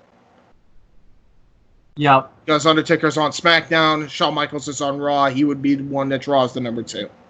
So, there you go with that. That's why I did it that way. So, ECW comes in second place this time, Raw wins, and if you still want to have Cena win the Rumble, even though he wouldn't have that big pop, he gets the number 30 spot.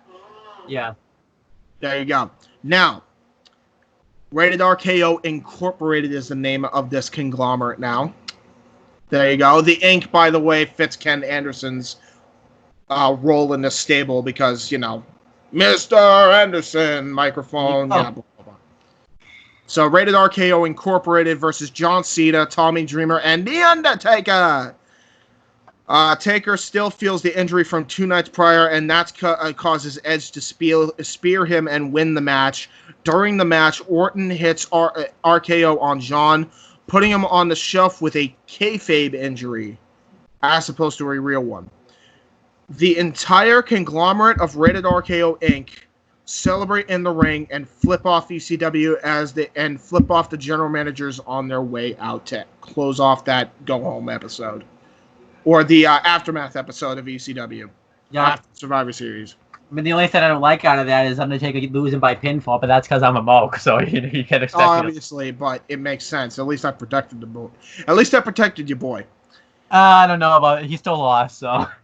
He's still, hey, yes, but do we need to remember he got kicked in the head. He got mic checked onto a steel chair. As long as he got a concerto. I'm sorry.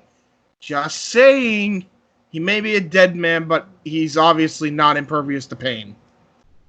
He sounds like every other human. He was in the early 90s.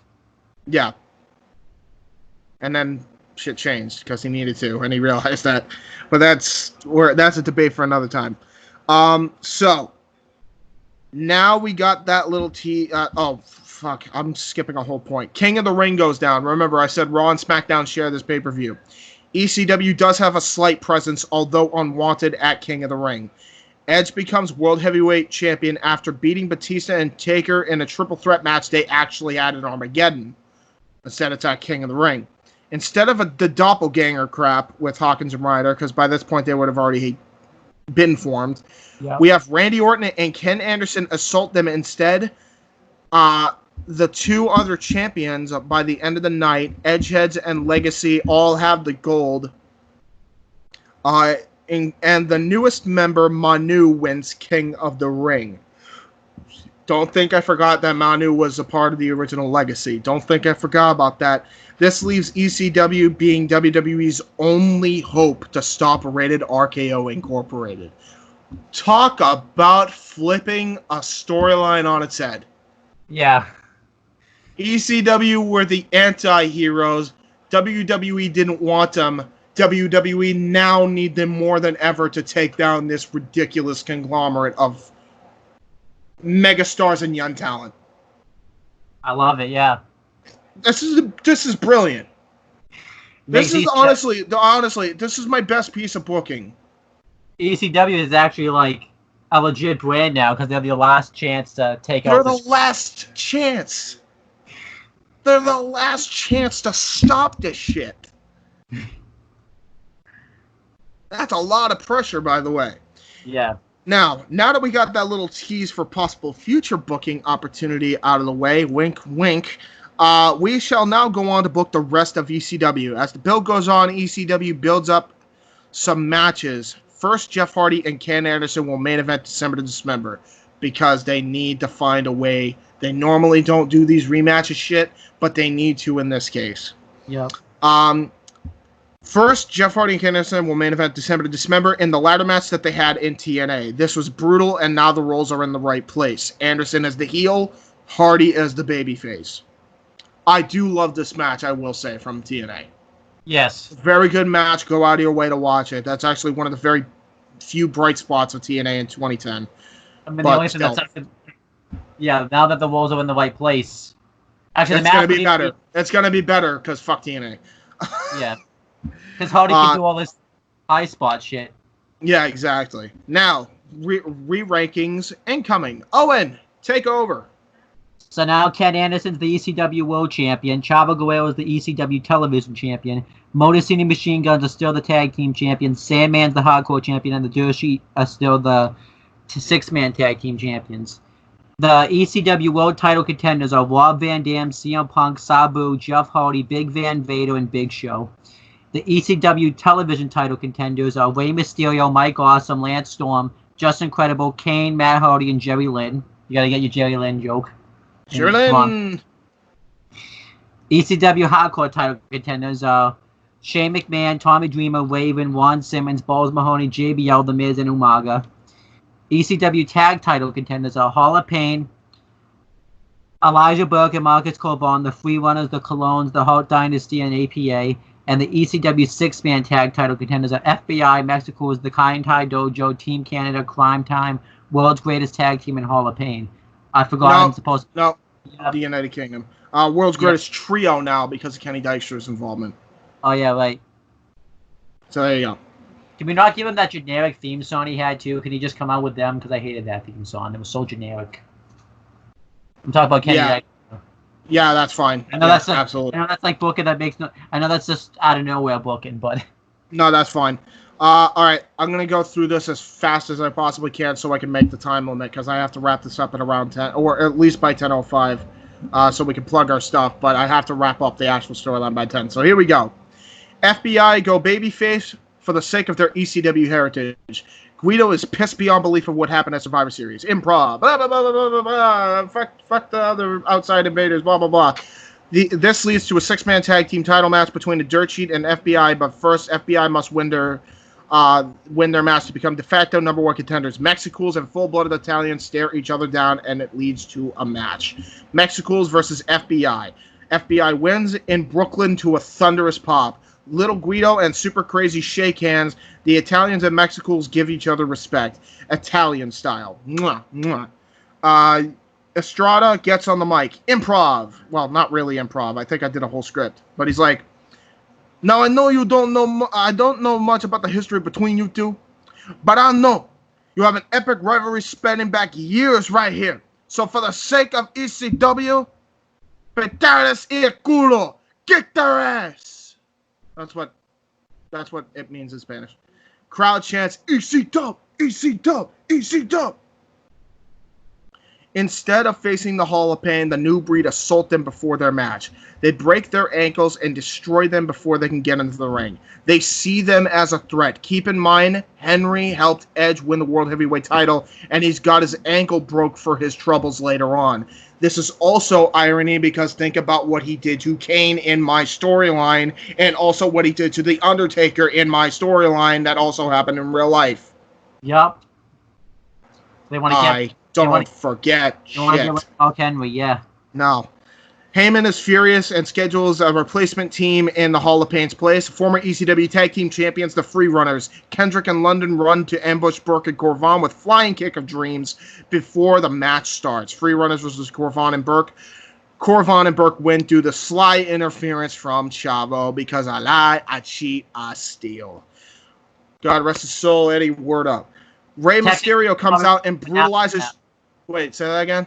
Texas will be coming after him for that, too. Yes. Rey Mysterio comes out, brutalizes Chavo Guerrero. Shane McMahon comes out to try to stop it, but Sandman rushes in and attacks Shane McMahon. Ken Anderson comes out, then Jeff Hardy comes out. All of a sudden, however, Rob Van Dam comes out, hits the 5-star frog splash on Ken Anderson, steals Jeff Hardy's thunder, stares him in the eye, and glares at the ECW World title. All title matches are set in one fell swoop. SmackDown before Invasion style. Now for the last 6 matches. How do you build up other feuds while this shit's going on? Well, let's set it up. Lance Storm and the Hart Dynasty try to recruit former Team Canada running mate Mike Awesome. Awesome eventually refuses as he starts to turn over a new leaf and still trying. Hart Dynasty beat down Awesome until Masato Tanaka and Taka Michinoku make the save.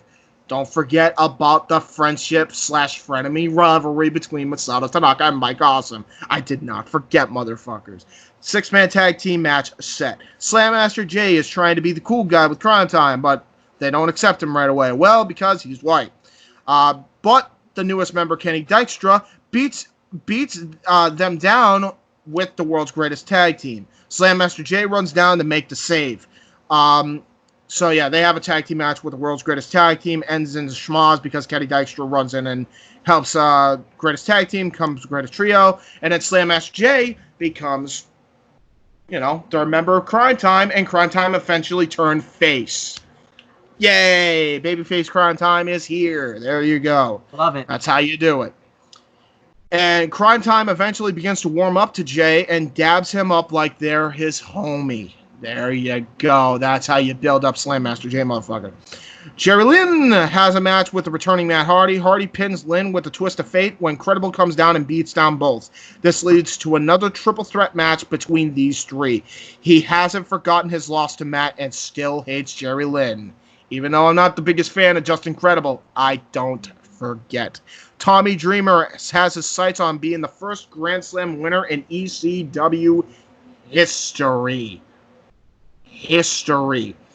I looked this up too. Like he would be the first one to even try to accomplish it. And he would love nothing more than to either face Shane McMahon or Sandman for very different reasons. But Raven, an old rival, dares him to a match. If he wants the television... I meant to say if he wants the hardcore title, he's got to go through him. Big Show versus Big Van Vader have a win apiece from each other by this point. Yeah, see, I knew I fucked up somewhere. This makes a grudge match, but this time it's an in-ring. It's in a ring that's very reinforced. Vader is pissed because of his fallen brothers, Henry and Umaga, being on the injured reserves. And he is pissed Big Show didn't join the fight. He says, I don't owe you a goddamn thing. And then they has fight backstage again. Continuing this awesome rivalry. The Colognes versus the APA. This happens because Carlito loses a game of poker to Ron Simmons. Hey, it's goofy, but it gets the job done, okay? Not every feud needs to be serious. Yeah, especially you got a lot of serious shit going on. You need some comedy, dude. Yeah. You need some comedy here. ECW December to December 2007 now looks like this. Prelim match 1, Kai and Tai Dojo and Mike Awesome versus Team Canada. Awesome and Kai and Tai win. Prelim match 2, Colognes versus APA. The Colognes win in a surprise upset. Prelim match 3, Matt Hardy versus Jerry Lynn. Matt Hardy versus Jerry Lynn versus Just Incredible. Jerry Lynn finally gets a win. Good for him. Boy. OSW will love that. Yes, they will. Crime Time versus the world's greatest trio. WGT win. Big Show versus Big Van Vader. Big Show wins with the choke slam. I meant to say wins, it corrected to win. ECW Tag Team title match. Motor City Machine Guns, the champions, versus Burke and Corvan. Burke and Corvan win clean due to Corvan's ridiculous power. ECW television title match. Rey Mysterio versus here we go with Chaco again. Fuck you, autocorrect. Rey Mysterio versus Chavo Guerrero as the champion again. Second installment in the rivalry. Chavo wins with interference from Shane McMahon. God curse you, Shane. ECW 6-man tag team title match. Full-blooded Italians versus the Dirt Sheet. Dirt Sheet win with heelish tactics. Raven versus Tommy Dreamer. Dreamer gets his win against Raven and is #1 contender for whoever wins the hardcore belt. Shane McMahon versus Sandman. First time the hardcore belt semi-main events with what's on the line. Shane McMahon with Coast to Coast on Trash Can gets the hardcore belt away from Sandman, becoming the first ECW hardcore championship 2-timer. ECW World Title Triple Threat match. Rob Van Dam versus Ken Anderson, the champion, versus Jeff Hardy. Anderson retains with help from Orton with a punt kick on Jeff Hardy. This sets up Jeff Hardy to now go to Raw. And feud with Orton for the WWE belt. I don't forget.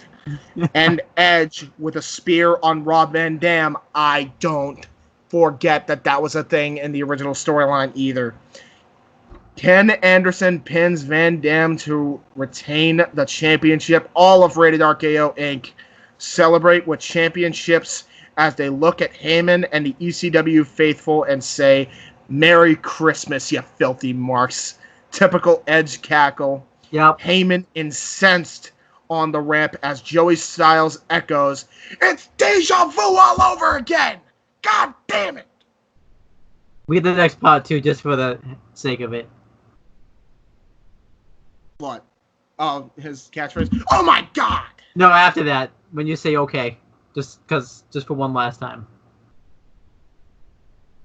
Or do I not have deja vu all over again?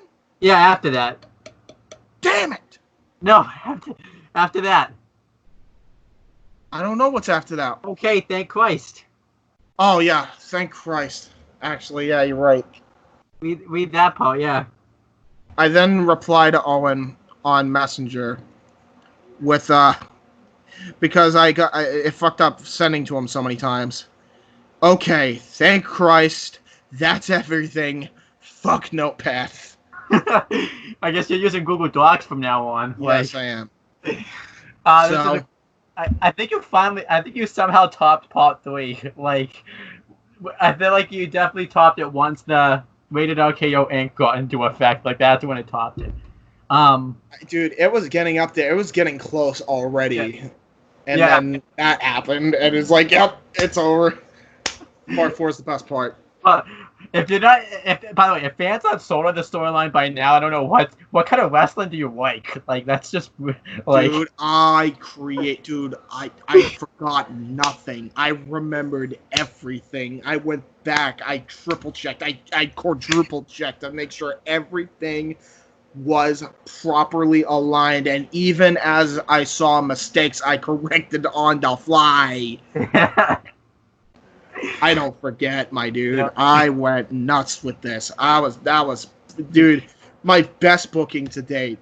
Honestly, my best booking to date. If you like this, you're gonna love what WYW brings. Yeah, I can't wait to see part. I can't wait to see part 5. Like, part 5 is gonna be nuts. That being said, ladies and gentlemen, we gotta wrap it up because it's almost 10:05. Yep. I have a way that we can plug all of our stuff now anyway. First off, if you want to subscribe to Owen, his channels are now on a side module on Owen the Talkinator. You can find that when you click on his channel. By the time this video comes out, I would have already had the side module created on all 3 of his channels to go to each one if you want to. You can also go to J Hebert Side 95, that's the For the Wins Productions hub, to subscribe to myself, Weymouth Youth Wrestling, Luke Lynch, which is Casey Gallagher, Owen's 2 channels, Jenna Lee, Noah Foster, and other people that I've worked with in the past and that Owen's worked with in the past will be in a side module as well, including Aftermatch Wrestling, the Hibiki TMD, and I feel like I'm forgetting one, and FOW, Logan Myers. All of it is in my channel, including Owen stuff. Check it out. And what video are we doing? Part 5 next, or are we gonna do mine next? Part 5, then yours, since we're doing 2 in one night anyway. Okay. But yeah, unless you, I mean, it doesn't matter because it could be in either order anyway when we actually record. But in release date, it will probably be the other way around. Yeah, I feel like we should record mine first, so you can have a lot. Because I feel like you're gonna need a lot of time to work on part 5 probably. And mine's already in the can. Yeah, yours is already in the can, so we'll do that. But that's pretty much it, guys. It's 10:05 now. I can't believe I made that. That was a lot. That was a lot to break down. Yeah. Yeah. Do your catchphrase, man. Let's get out of here. We'll talk to you guys later, and we'll talk to you guys later. Nothing else to say. So. Dude, I'm speechless with how I was able to do that. I know, yeah. Another thing.